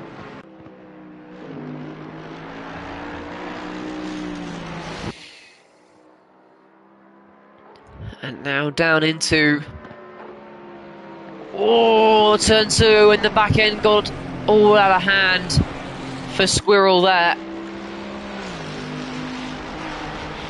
And Peterson is a couple of laps down. Might even just be one lap down. However many laps down he is very much staying in touch with this battle, but obviously can't get involved because he'll immediately get blue flags. He's just got to sit behind and watch this. Which, I mean, he's got a fairly large gap between him and skate material, so it probably won't end up with them actually fighting for position, but it can't really be fun watching the two teams at the top of the standings battle each other. But Squirrel's getting oh so close to the back of the Mercedes. Look at how close they are now as they head down towards the final corner. Surely Squirrel will put out to make the move on the inside of the final corner. He does! Down the inside! Marshall has to give him room! But now drag race! He hasn't quite made the move yet, Squirrel! Marshall still holding on! Now Marshall has the outside line through the first corner, which he won't quite want. Squirrel's made the move into P3. Lovely, lovely scenes here. Squirrel from last to third in 38 minutes.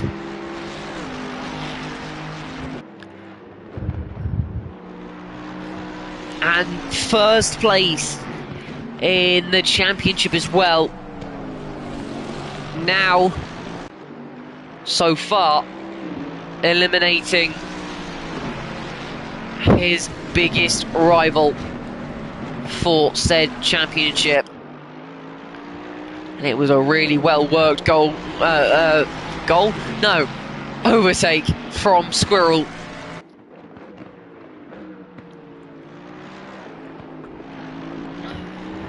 Having a look on that inside of the final corner, demanding the space on the inside from Marshall,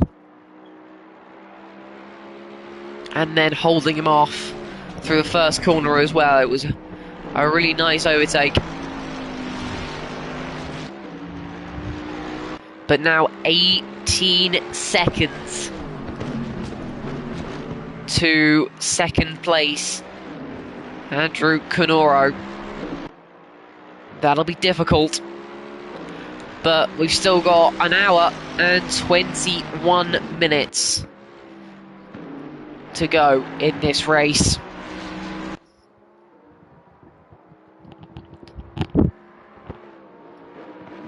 Wow, wow, and more wow. I think that's a car off.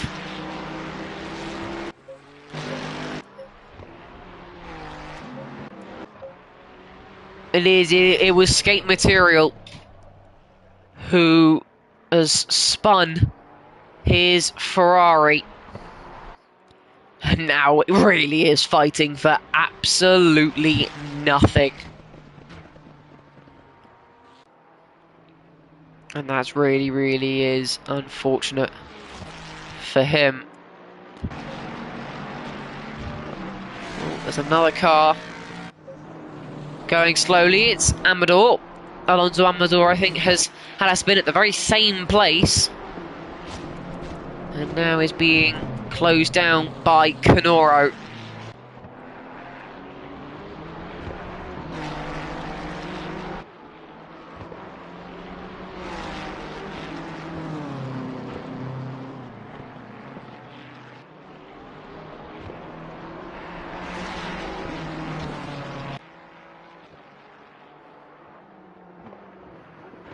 And, well, now a bundle of cars. You got Squirrel, then Marshall, and then Butler behind Peterson, who's in last.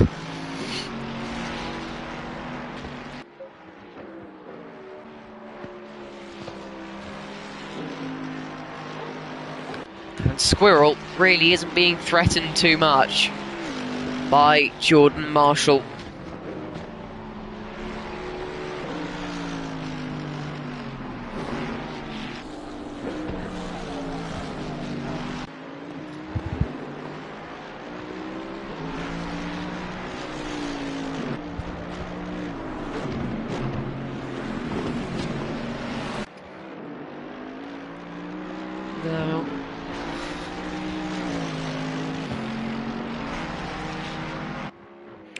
Now, at some point soon, we should be entering the pit window somewhere about halfway in this race, maybe another 10 minutes before we start seeing some drivers jumping into the pit lane. That always spices up a Grand Prix.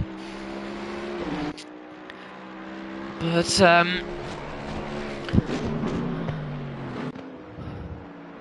once again, we will take a quick break. And we'll keep the focus on Nico Prince during said break.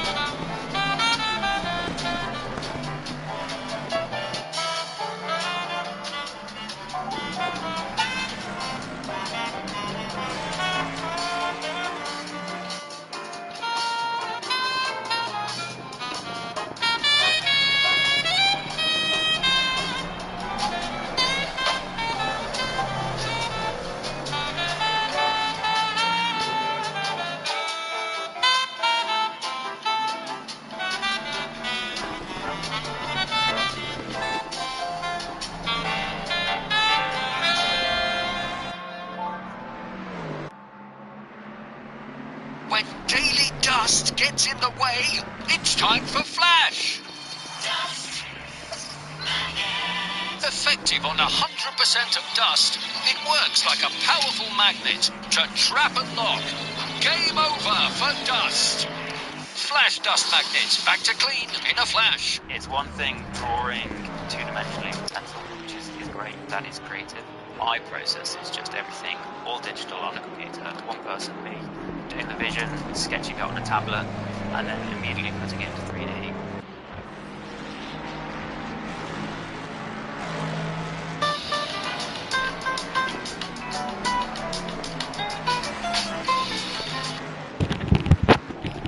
I do not condone the ads that were played. I apologise profusely for that.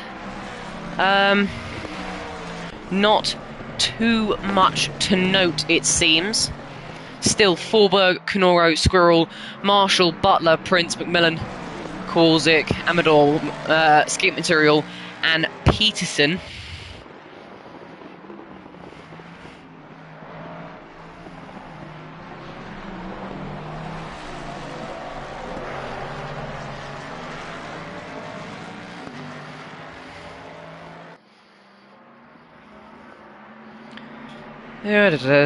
What am I doing? I'm struggling.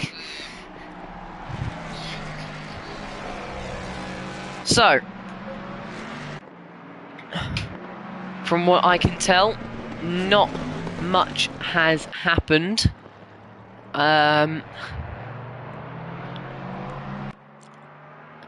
So, let's have another look at Oulton Park.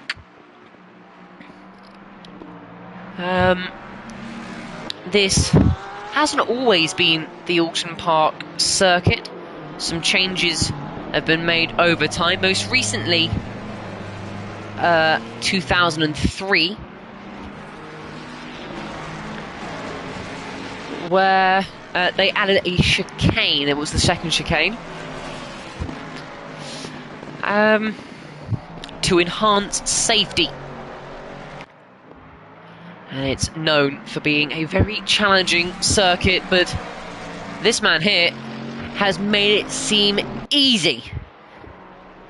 Went, of course, from last to third in just 38 minutes. Really good driving from him. The race leader, Forberg, got pole position, then lost the lead at turn 1. Then, due to a mistake from Canoro, took back the lead and hasn't looked back.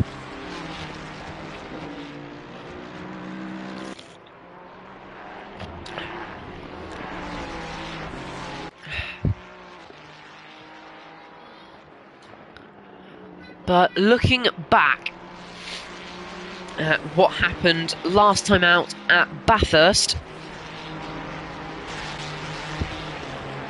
we look at obviously the big one is the crash between the two drivers that aren't actually in this race. Of course, that was Michael Bailing, and that was Iramport that was involved in that one too. That one is over on my YouTube channel, Stuart, just under the name Stuart Wills. And this is Amador kind of blocking Squirrel to a point here. Alonso Amador finally giving him enough space. But then, of course, there was the big disconnection for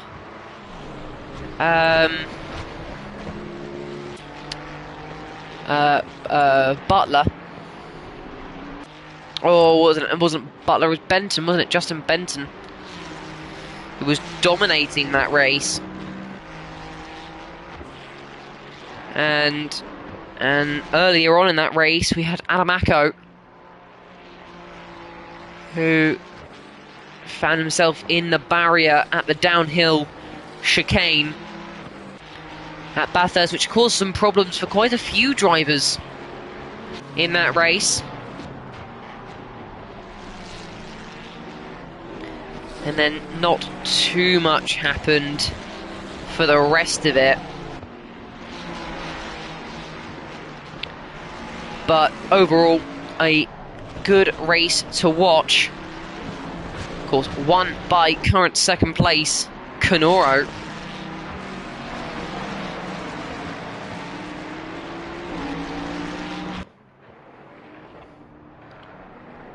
And of course, Squirrel, who does seem to be closing in on Andrew Canoro.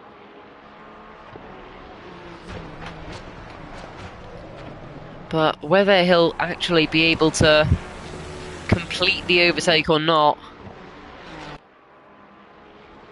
is another question.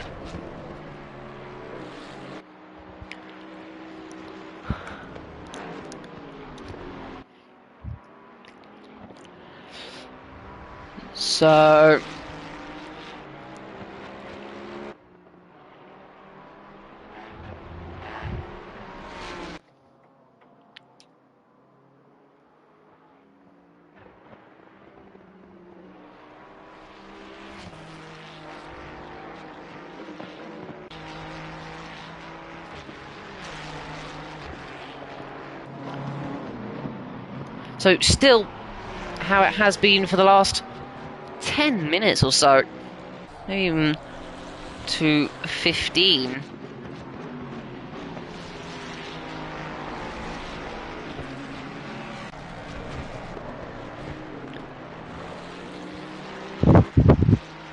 And unfortunately, I will have to leave again so you can enjoy the rubbish hold music again.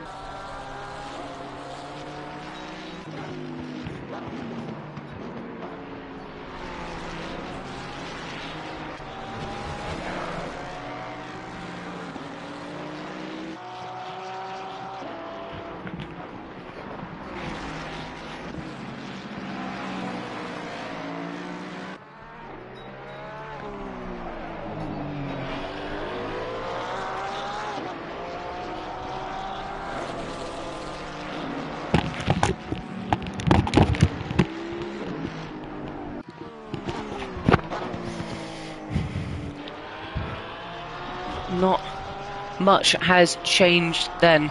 Squirrel still closing down. Canoro. Marshall has lost a lot. Keeps losing that ground to Squirrel, and Butler isn't close either. Amador has gone off. Alonso Amador off at the penultimate corner.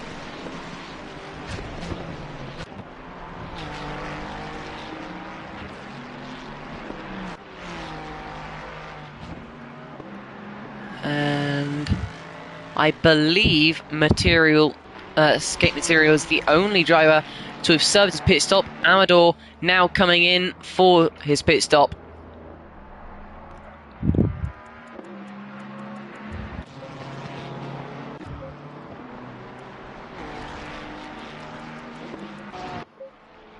But this is your race leader, Forberg.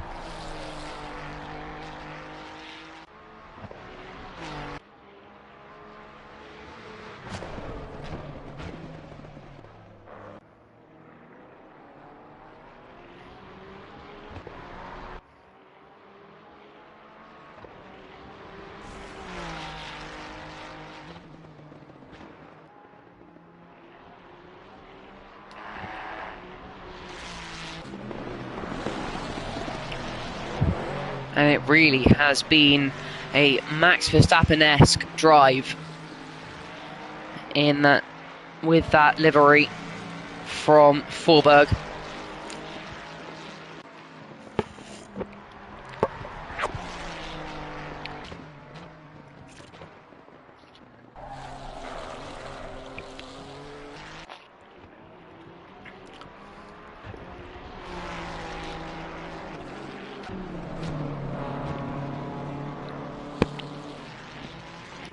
And it does become a point where you're so far out in the lead of the race, you almost give yourself, like, little challenges, like, try braking a bit later into this corner and see what happens, try lifting instead of braking a little bit into this kink, and just try and that can be what sets you up for even more victories in the future, because you then learn that you can do those things and you can go even quicker, so that the next time you go to that circuit, maybe the competition's a bit better, you have those tricks up your sleeve that you can use to compete. Nico Prince isn't really fighting for very much. He's 17 seconds behind Butler, and McMillan, who's currently in the pit lane, is quite far away. Of course, he is in the pit lane compared to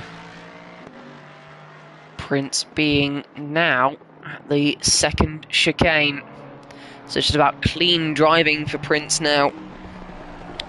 He's in 6th place. You get 30 points for 6th, which can be crucial for his team, Dark Horse, and in their bid to get top 5, currently running 7th.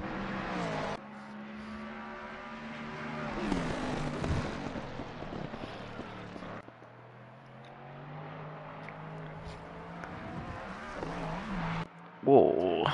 And Prince now comes into the pit lane from 6th place, gets the car stopped in time, now does pit. Top 5 still yet to pit. as we have passed the half-hour mark. Not half-hour, halfway mark in this race. An hour still to go.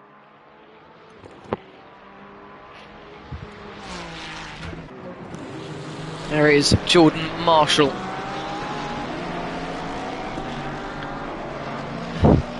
Running 4th place, still decent points. 4th gets you 34 points.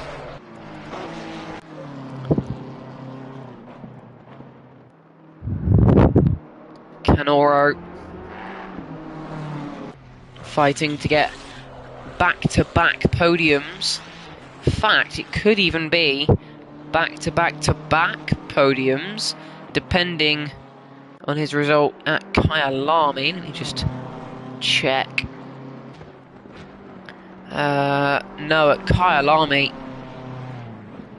Canoro got 4th place. Round 1 at Zandvoort. Didn't get a podium either. They got 7th, round 1 at Zandvoort, then 4th, or whatever I said, 5th maybe, at Kyalami, then at Bathurst, a 1. And now, here today.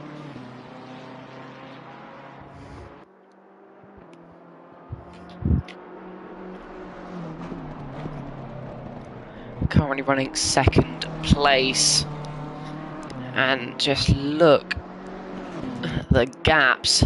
Just look at the map, the gaps between him and the car in front and behind. This is the car behind, Squirrel. There's a lapped car ahead. He's closing in on. There's Canoro pits. Canoro comes into the pit lane from 2nd place, and Squirrel follows. They both pit on the same lap, and so does Jordan Marshall. Now they're all rushing into the pit lane. What does Butler do? Butler stays out. David Butler. No, that's sorry. I mean, of course, Brett Butler. My bad.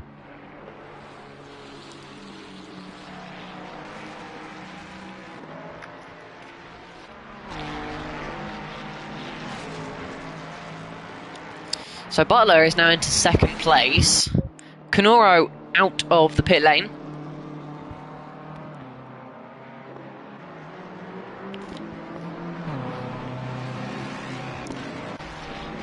Squirrel and Marshall. What? Marshall is ahead of Squirrel. So Marshall's overtaken Squirrel in the pit lane. Wow. So Squirrel now has to repass Jordan Marshall to get back into P3. That is huge.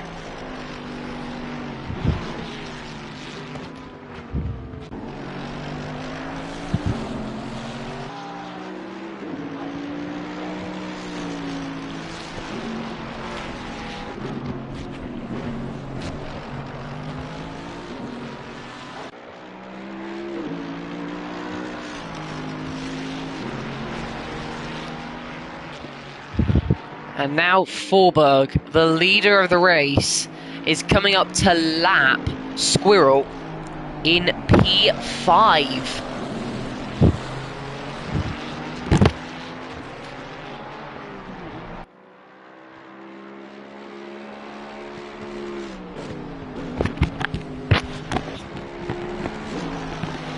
Squirrel will want to pass Marshall beforehand, so Marshall will have to slow down to let Forberg through, and then that gives Squirrel the gap. So you've got to sort of rush this move as they go down the main straight.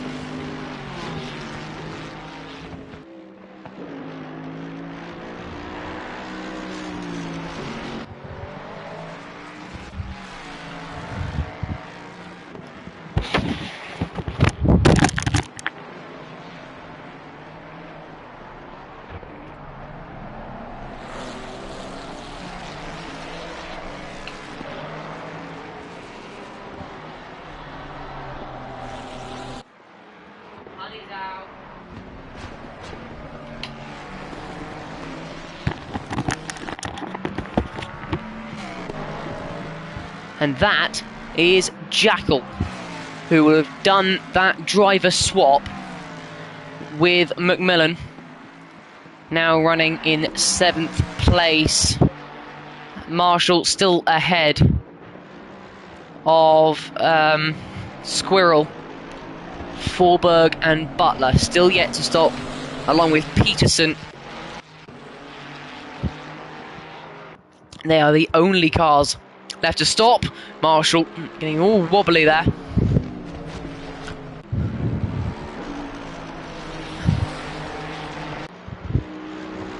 And Squirrel may have to drop back now. He's being shown blue flags. Squirrel has to let Forberg through. Or does Forberg pit this lap? He doesn't. So Squirrel will have to slow down and let that race leader through. He isn't, as they go through turn 1, he's not currently doing so.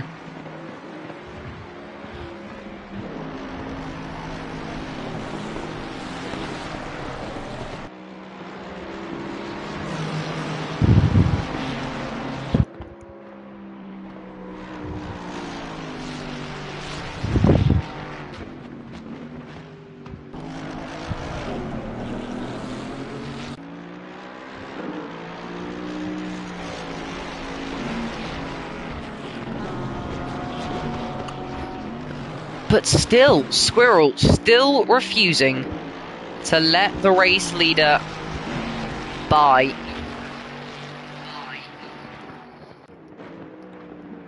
Wow.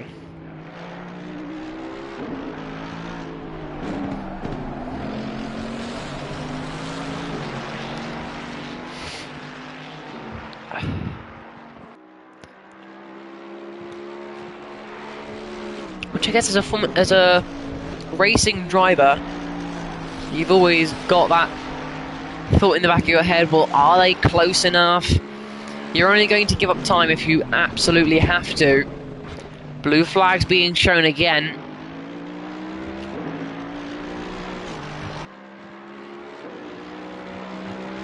Forberg and Butler still yet to stop. Peterson now comes into the pit lane. So it is only the top 2 drivers left to pit. Who's gone off? I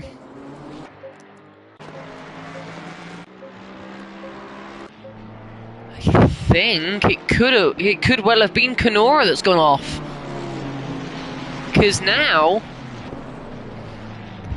Forberg isn't too far away from lapping Canoro now in 3rd place, but now Forberg is definitely getting held up by these 2 cars. The cars in the first 2 positions in the championship, Jordan Marshall and Squirrel.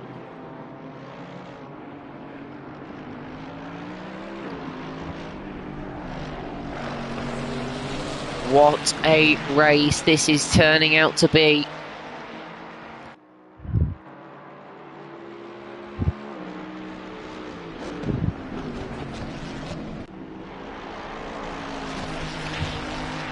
And now, surely, as Butler is into the pit lane now, surely Forberg will pit.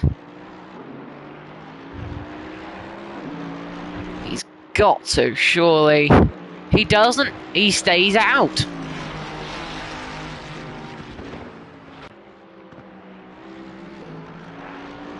So, I think Butler has now lost P2. should be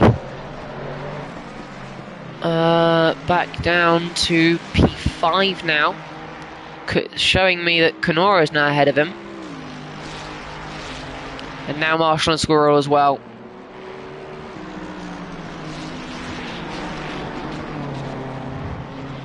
And blue flags constantly being shown. Blue flags constantly being ignored.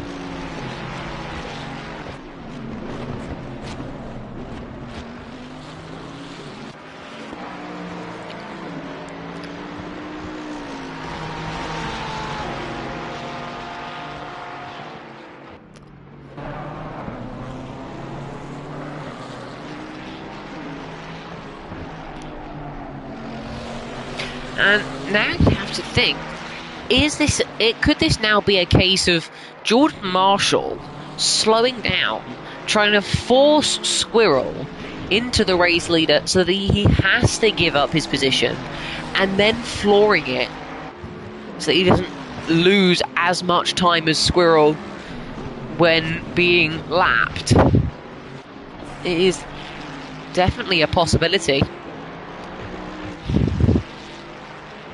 And finally, Forberg comes into the pit lane.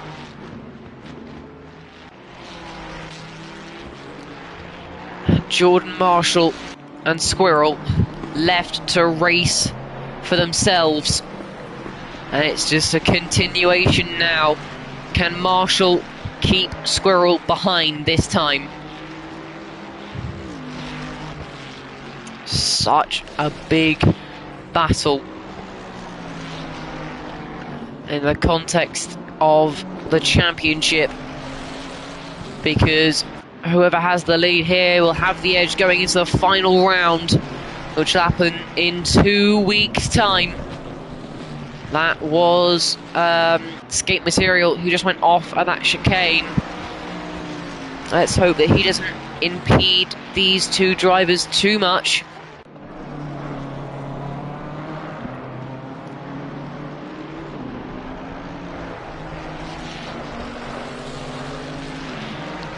Whoa, bouncing over the grass on the exit there, Marshall. As actually, Skate Material got out of the way really nicely. Neither driver lost any time there, really. And now we're heading into the final 45 minutes of this race here at Oulton Park.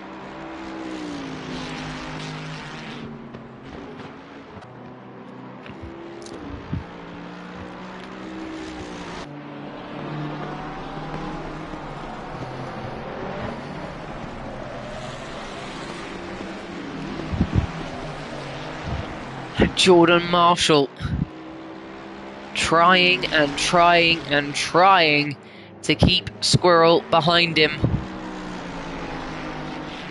He knows what Squirrel did last time. He's going to try and fight against that. He's gone deep. He's gone very deep into the hairpin. And well, staying ahead still.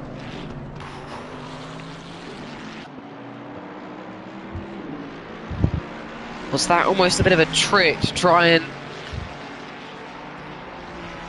get Squirrel to think that the move was on there without it actually being on? Because at this point you get so desperate you resort to mind games, trying to act in a certain way because you know as the car in front that the car behind you is staring at your every move and going to react to your every move. So a bit of trickery could help, but then as the car behind, you know that the car in front is only focusing on what you're doing, and that can end up overtaking focusing on what's in front of you. So it's all about who can force who into a big, big mistake.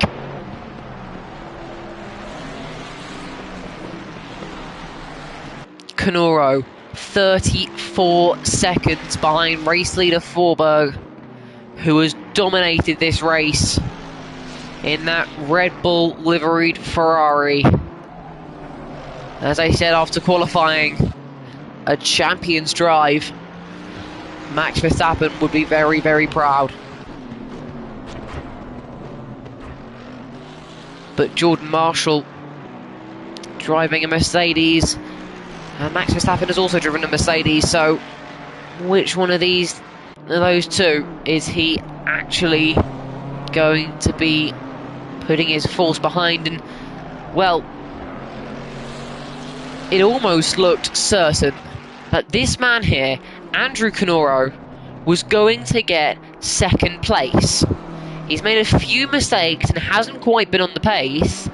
Now he's got two very, very fast drivers behind him who will be closing in because they're pushing each other to the very max. There's a car off, and is it the Porsche? It is the Porsche. I think FUX01 has found itself in the barriers there at Island Curve. And you don't want to crash there, but so many drivers have done today. And that is Brett Butler. Top 5, not really much threat. And Squirrel is losing time to Jordan Marshall. Squirrel got a beautiful move done on Jordan Marshall earlier today. Then Squirrel lost out in the pit stops. But he just cannot repass him. And Canoro will be waiting for those two to catch up. And I think it will be these three cars here. Andrew Canoro, Jordan Marshall, and Squirrel battling it out. Squirrel's gone off. Oh, he just went wide and couldn't get back on. The grass was dragging him out. And he has lost a hell of a lot of time now. And could that be his podium hopes shattered for the championship leader? That could be the turning point. That could be the moment that Jordan Marshall and Champagne Endurance Team took the lead of the championship by 1 point going into the final round at the Nürburgring 2 weeks from now. Well, we'll find out what happens in the last stretch of this race, the last 40 minutes after this hopefully final break.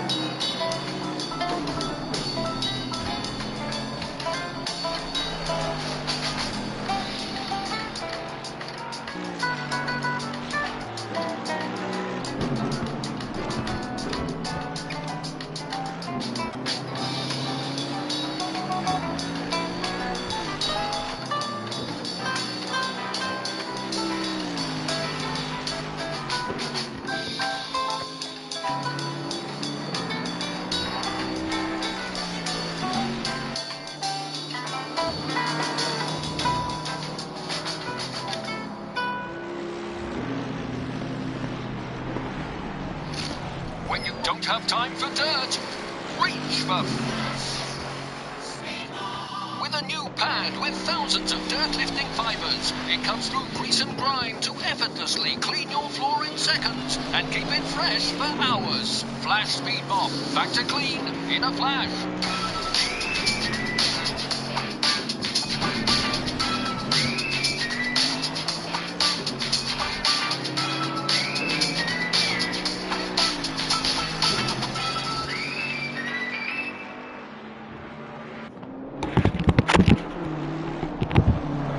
So, 40 minutes remain. Squirrel has set the fastest lap of the race as he closes in on Jordan Marshall again. And both of them close in on Andrew Canoro.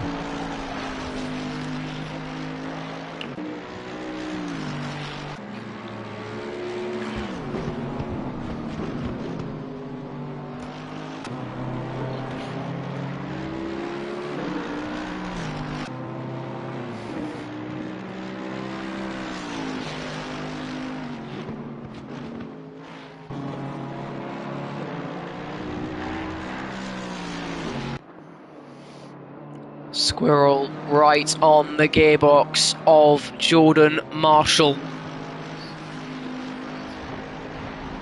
Can Squirrel...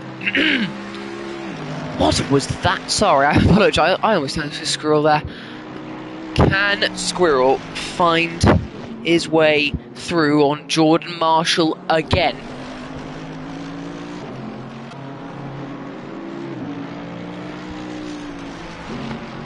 ...50 laps completed by Forberg now.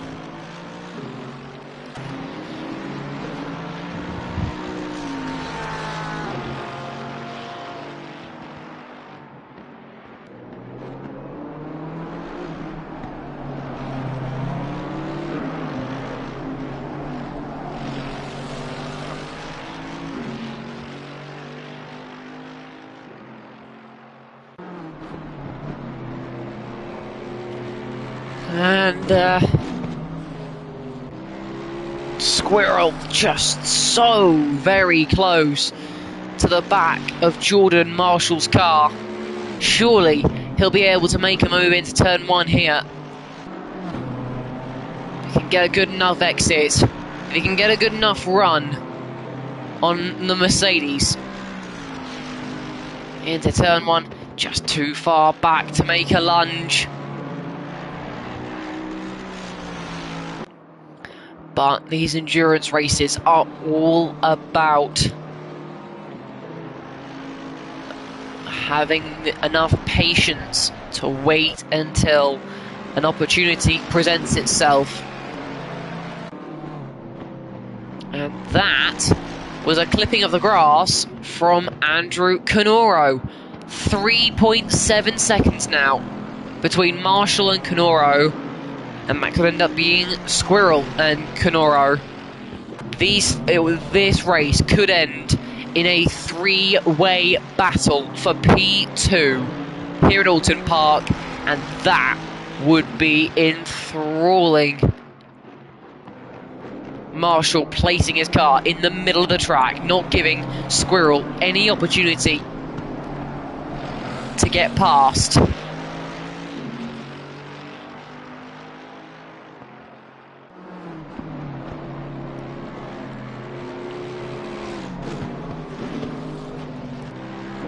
And Squirrel trying to have a look on the inside. This is the most aggressive Squirrel I think I've ever met. Brilliant. But he caught the grass on the inside. That would have cost him time. I think it cost him more time than I thought it would have done. It's about half a second now. Over half a second, almost over 3/4 of a second between it.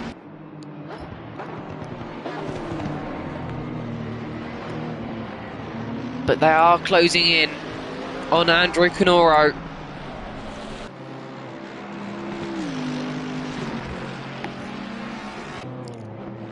It's getting interesting now.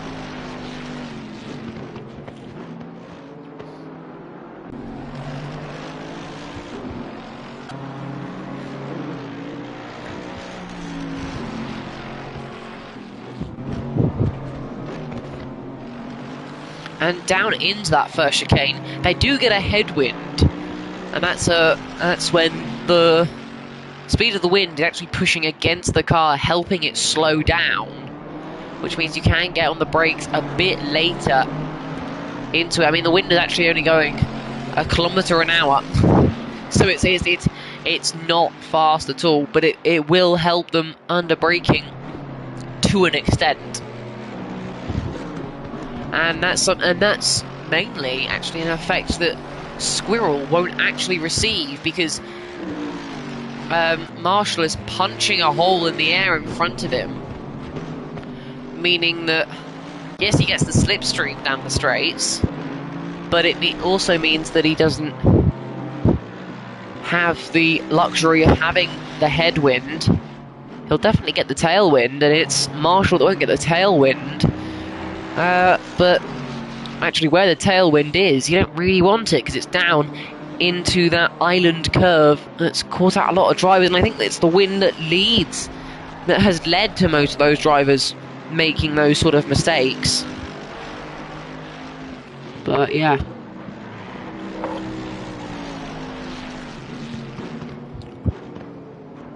Oh dear, that is a Porsche in the barrier at that very same corner I was talking about. Island curve, and that is the FUX01 car.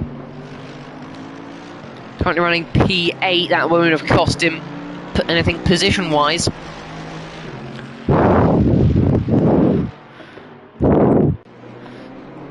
But if we're talking time, that would have done.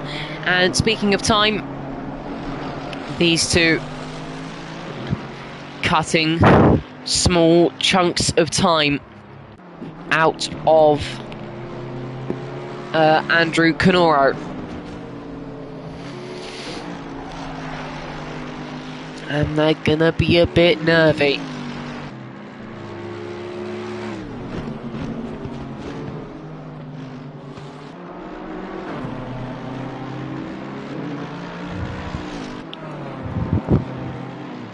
Squirrel must be sick of staring at the same car in front of him for the entire race.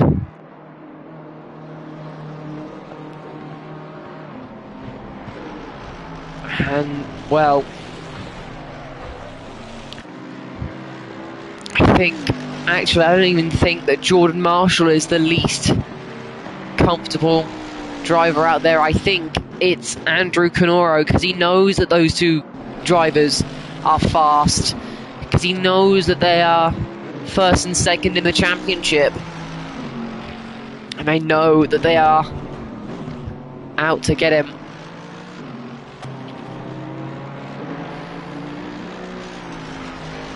And this last half an hour, the last quarter of this race, will prove to be really, really entertaining.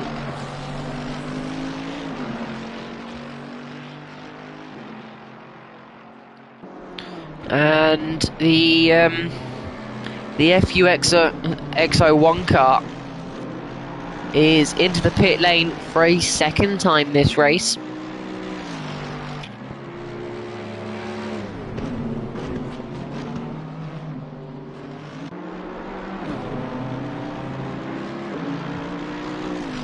Squirrel now closing in on Marshall. This is the closest he's been for quite a few laps now. But Marshall placing his car in the middle of the track at turn 1. And Squirrel unable to wriggle his way past Marshall, learning his lesson from the last time Squirrel got past.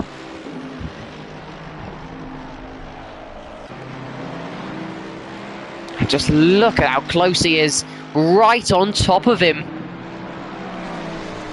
And Marshall will be feeling the pressure now, and he just has, and he spun! And once again, it's an island curve, and Jordan Marshall has spun. He goes round the hairpin. Jordan Marshall down to 4th.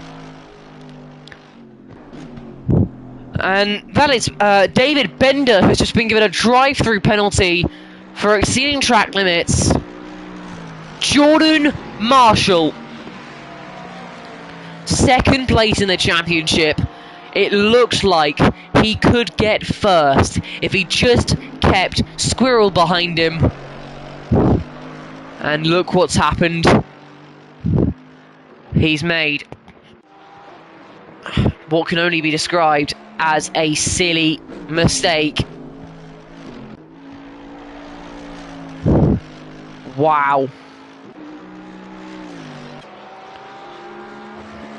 Drama here right at the quarter, the final start of the final quarter of this race. And now for Squirrel, it's to close down that 3.7 second gap to Canoro and then pass him for second, and then he'll extend his lead in front, out in front of the championship even more.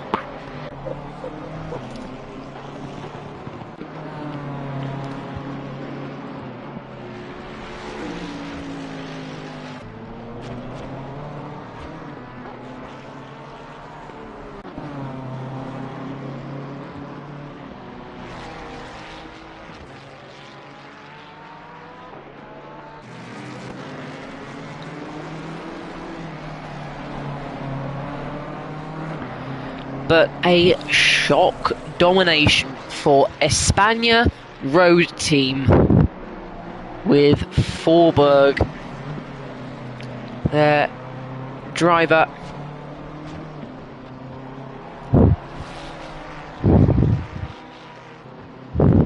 as it's usually Sergio Hurtado in control of that Ferrari. Hurtado didn't have the greatest of races at Bathurst. It was respectable, but nothing too phenomenal. To be brutally honest, that drive-through has now been cleared.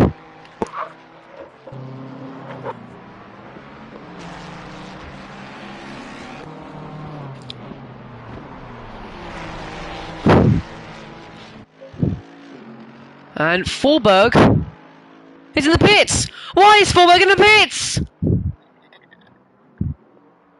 That's not a scheduled pit stop, because Forberg has already stopped. Has Forberg disconnected? Because if he has, this man here, Andrew Canoro, will have been gifted the race lead 2 races in a row due to disconnection. He's gone! It's happened! It's happened again! It's happened again! It happened in Bathurst with Justin Benson, and it's happened again. Andrew Canoro, it has to be said, you lucky, lucky, lucky driver.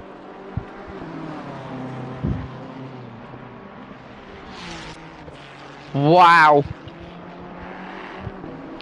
I don't believe it. I don't believe it. Prestige Worldwide Racing will get back-to-back wins as long as things stay like this.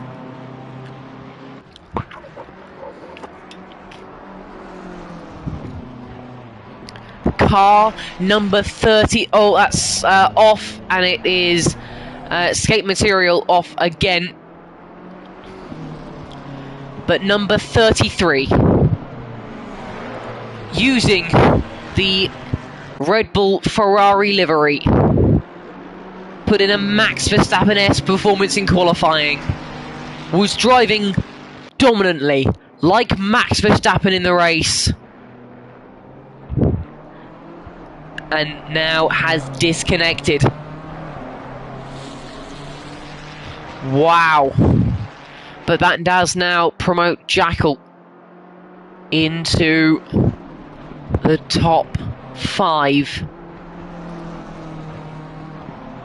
Wow. And now Squirrel, but Squirrel is closing in on Canoro. Andrew Canoro cannot throw anything away now.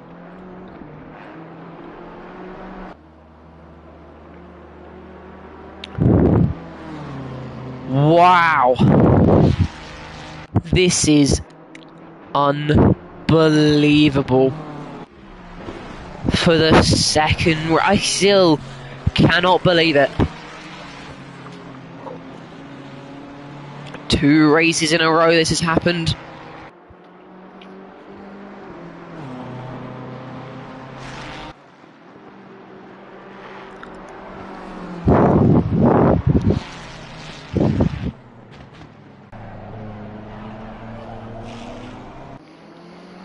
Squirrel is closing in though. It's 1.7 seconds now. Squirrel will be the most loved driver on the grid if he can make it.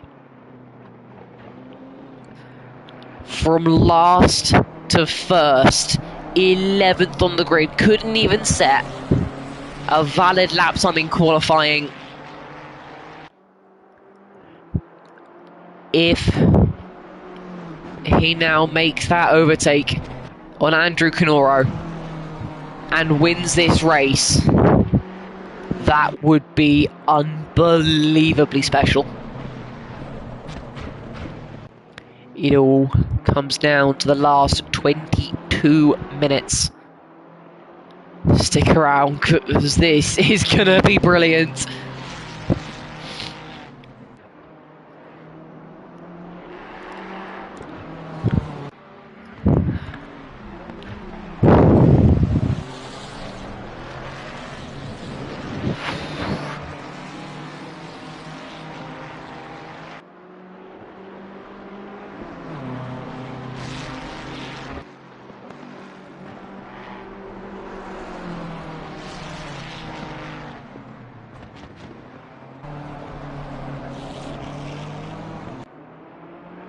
And now, just a second separates P1 and P2. Squirrel could really do this. Squirrel really could.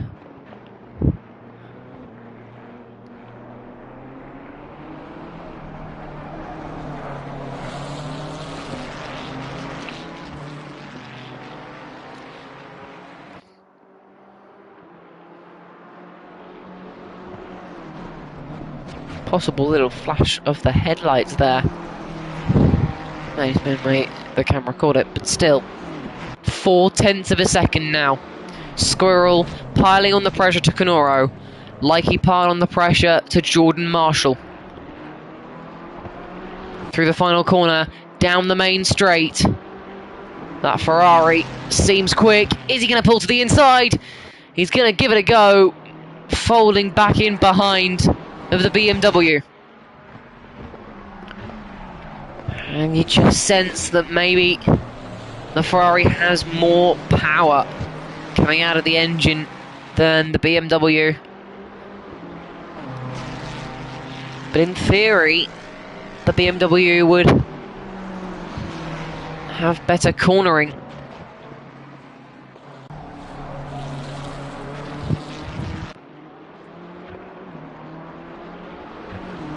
"20 minutes remain, and it's still unclear who will win this race here at Oulton Park. Patience is no longer a virtue. Squirrel showed a lot of patience when battling with Jordan Marshall. That's not the case now. You haven't got long enough to just sit behind and wait for an opportunity. Andrew Canoro for Prestige Worldwide Racing against Squirrel for Raging Rodents Motorsports team. BMW versus Ferrari. Canoro has extended the gap a little bit over that last lap. Squirrel still holds the fastest lap of the race though. Track temperature currently at 21 degrees Celsius. Their tyres, I can't imagine, will be too cold at the moment.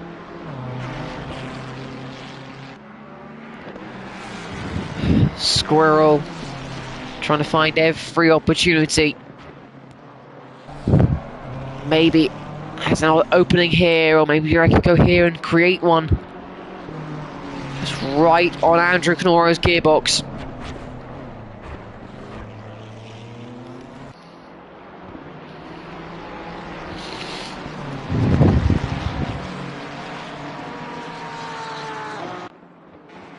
There's just not many overtaking places here at Oulton Park, especially if you want to make it safe. You only really have the last and first corner. You could have the heavy braking zone of the right-hand hairpin right at the top, but that's a push. But I would say into here is the best overtaking opportunity, down into the last corner. It's where Squirrel made the move on Jordan Marshall probably over an hour ago now. Is it where he can take the race win away from Andrew Canoro, who inherited the lead after Forberg, who has now returned, running in 7th place now. But Forberg got disconnected the second time Canoro inherited a lead after a driver disconnected. Last time it was Justin Benton.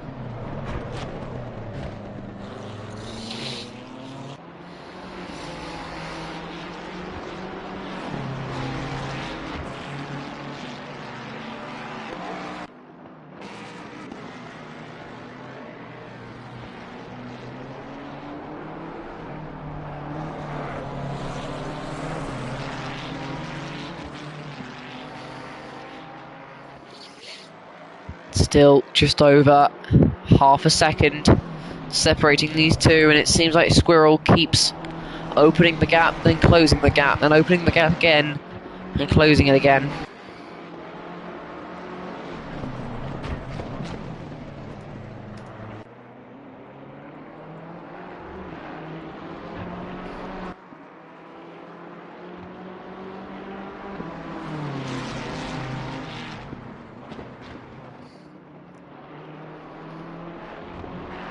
There's a good exit from out of the first corner from Andrew Canoro. Squirrel all over the back of him. Look at that. Oh, so close. Now down into Island Curve. Multiple drivers have made errors here, including Jordan Marshall, the one who gave Squirrel that opportunity to be in third place at the time. And now they're battling each other. Is he alongside? Not quite, Squirrel. Now can he go to the inside? No, doesn't go to the inside of the chicane. Hangs back, waiting for another opportunity. But we only have 15 minutes remaining of this race. Is there going to be another opportunity? Surely there'll be at least one more big one. And Forberg has retaken the fastest lap of the race. He can't win it after getting disconnected, but he definitely can get the fastest lap of the race back and snatch it away from Squirrel.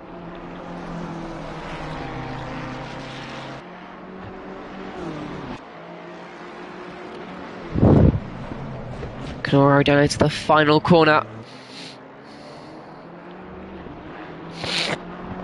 Canoro has now completed 65 laps of Oulton Park.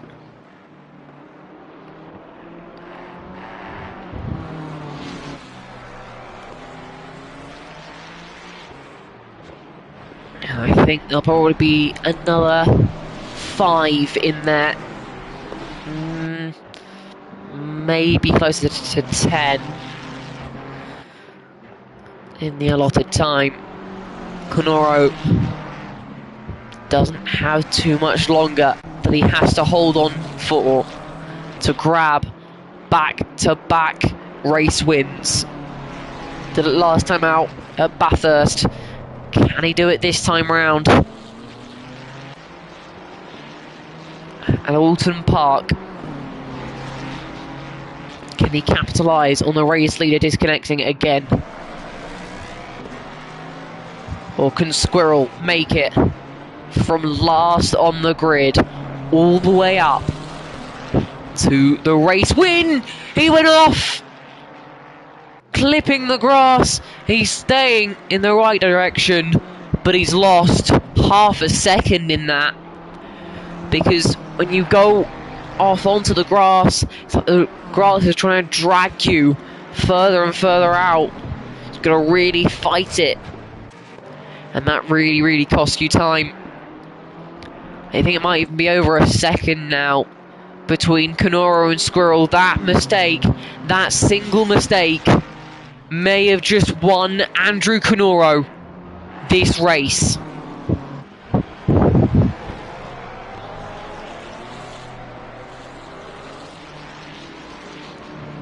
But surely not. You've got to think. Surely not. It's been such a good drive from Squirrel. I would probably say the best driver out there.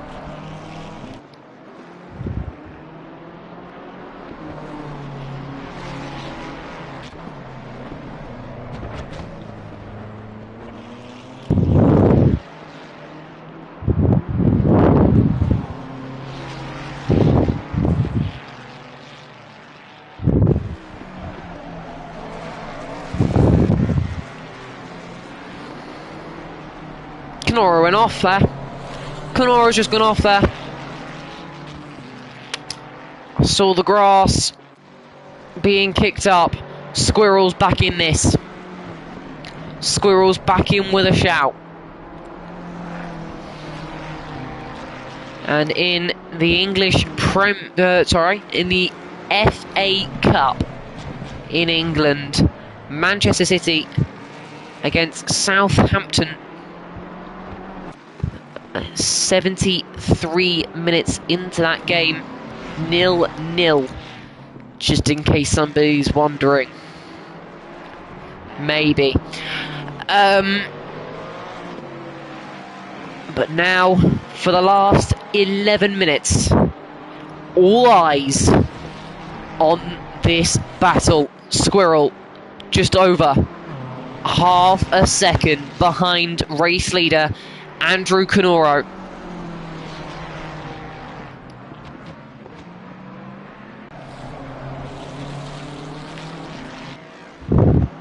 Squirrel in the purple Ferrari, Canoro in the purple and green BMW.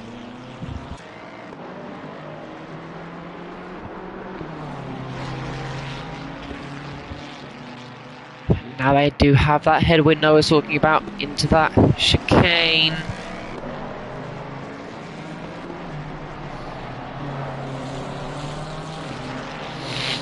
Desperately battling for every inch of track out there.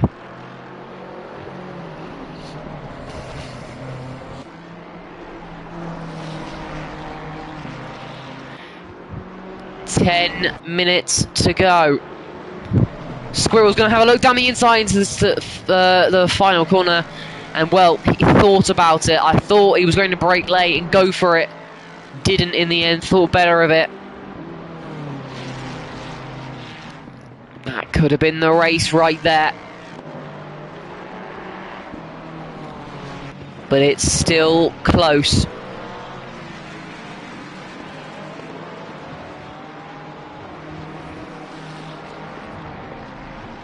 First in the championship with Canoro against second in... Sorry, that's not what I meant. Squirrel is the one first in the championship. Canoro third in the championship. And they're battling each other out. That's not the term. Anyways, a huge fight for this race win. Both completed 68 laps. Canoro clipped the curb on the inside. Squirrel's going to try and capitalise on the outside. Canoro squeezing him out. That was a big mistake that almost got duly punished. Wow. Huge.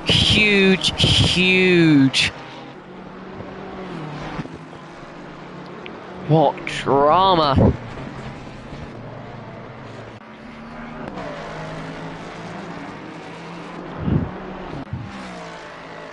Now,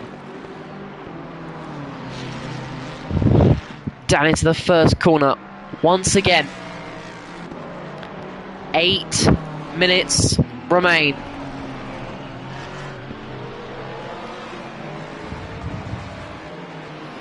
And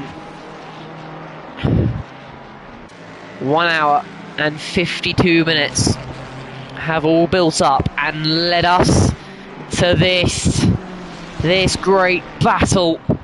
What's gonna happen? Squirrel has a little bit of a look on the outside of the hairpin, was never gonna stick, but it's just about showing your opponent that you are better. You will make that overtake stick. It's about getting into their head.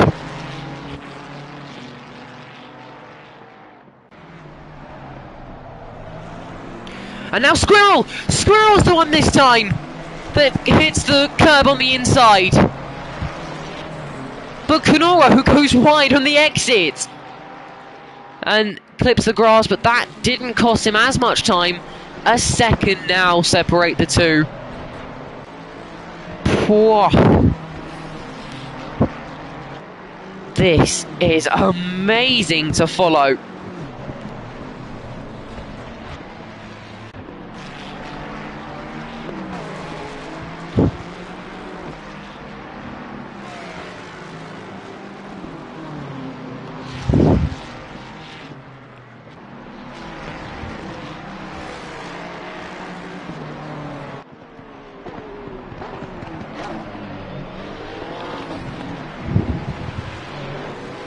And now there are a couple of cars ahead of Canoro and Squirrel that will need lapping. So they go through Island Curve. 6 minutes remain. Canoro flashing the cars ahead to let them through. That's Jackal, and well, it's gone off anyway, but it was skate material. Jackal hasn't let him through yet, probably doesn't need to yet, in the green Mustang. Does pull over to the right hand side.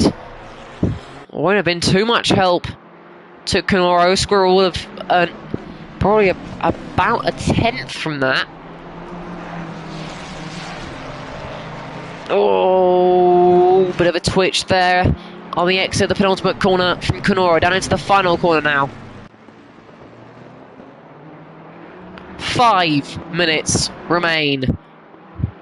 71 laps completed.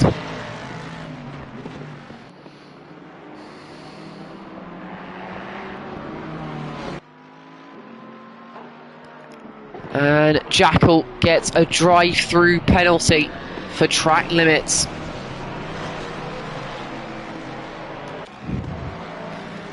Down now into Island Curve again.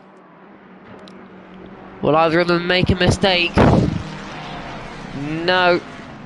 But Canoro places his car in the middle of the track, not giving Squirrel a look in. And Squirrel right on Canoro's gearbox. Down to the first chicane. And now the hilltop. Down towards the second chicane, and Squirrel hits the curb again, and that costs him time again. And when you've got 3 minutes and 50 seconds left of a race, you don't want to be doing that when fighting for the race win.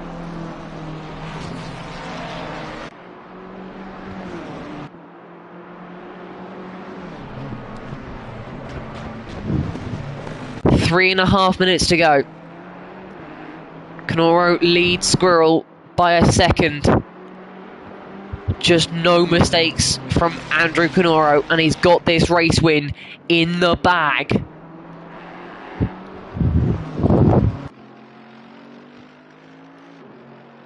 This is probably the third to last lap. And that drive-through for Jackal has been cleared. 3 minutes to go. And once again, Squirrel closes in. I think it's relatively easy to see that Squirrel is a faster driver overall. It's just about whether he can actually get the overtake done.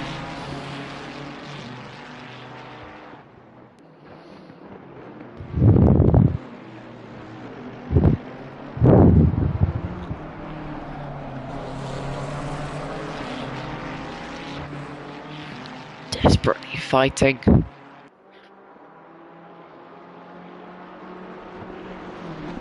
Down into the penultimate corner. Squirrel staying on Canoro's gearbox. Down into the final corner now.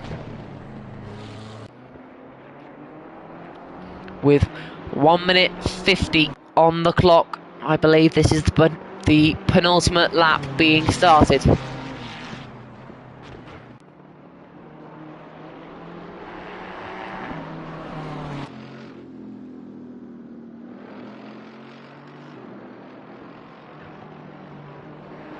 Through turn 2. Now heading down into Island Curve.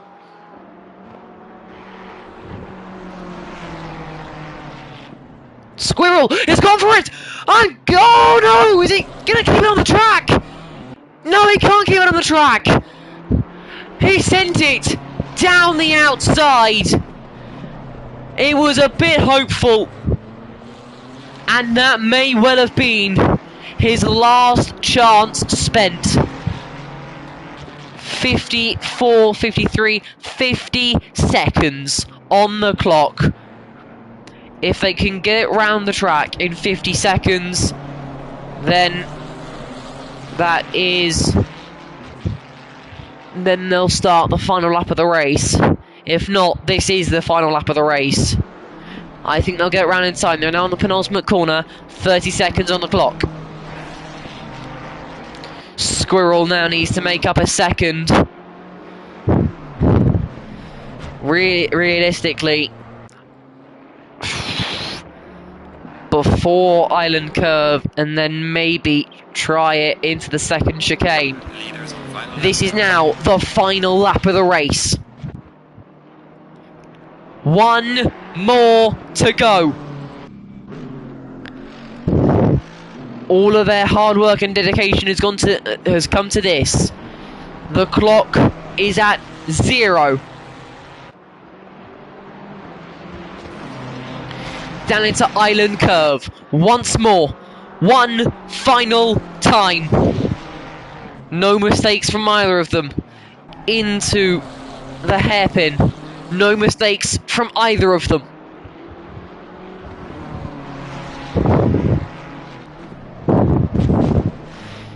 Into the first chicane. Into the hilltop straight now. Can he make it, Squirrel? Into the second chicane. No, he doesn't go for it. Canoro. Well, last time out in round 3 at Bathurst, he drove really, really well. And capitalised on Justin Benton disconnecting from a dominant display. Canoro then dominated his way to victory.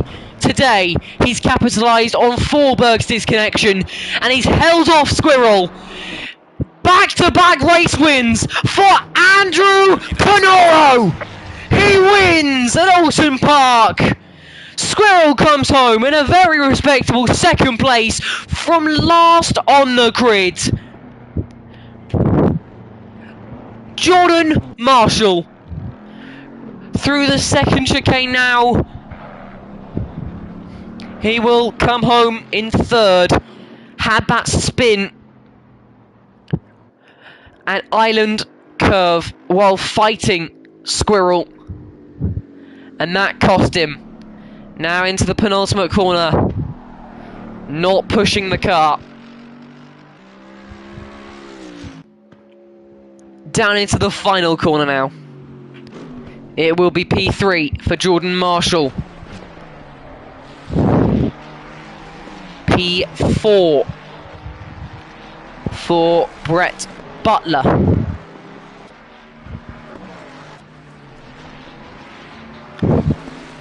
P5 it is for Jackal. P7 it is for Forberg. It'll be P6 for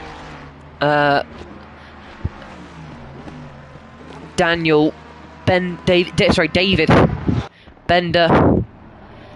And that is it for today's race. This is not what I meant to do in the slightest, but here we go. There's Butler.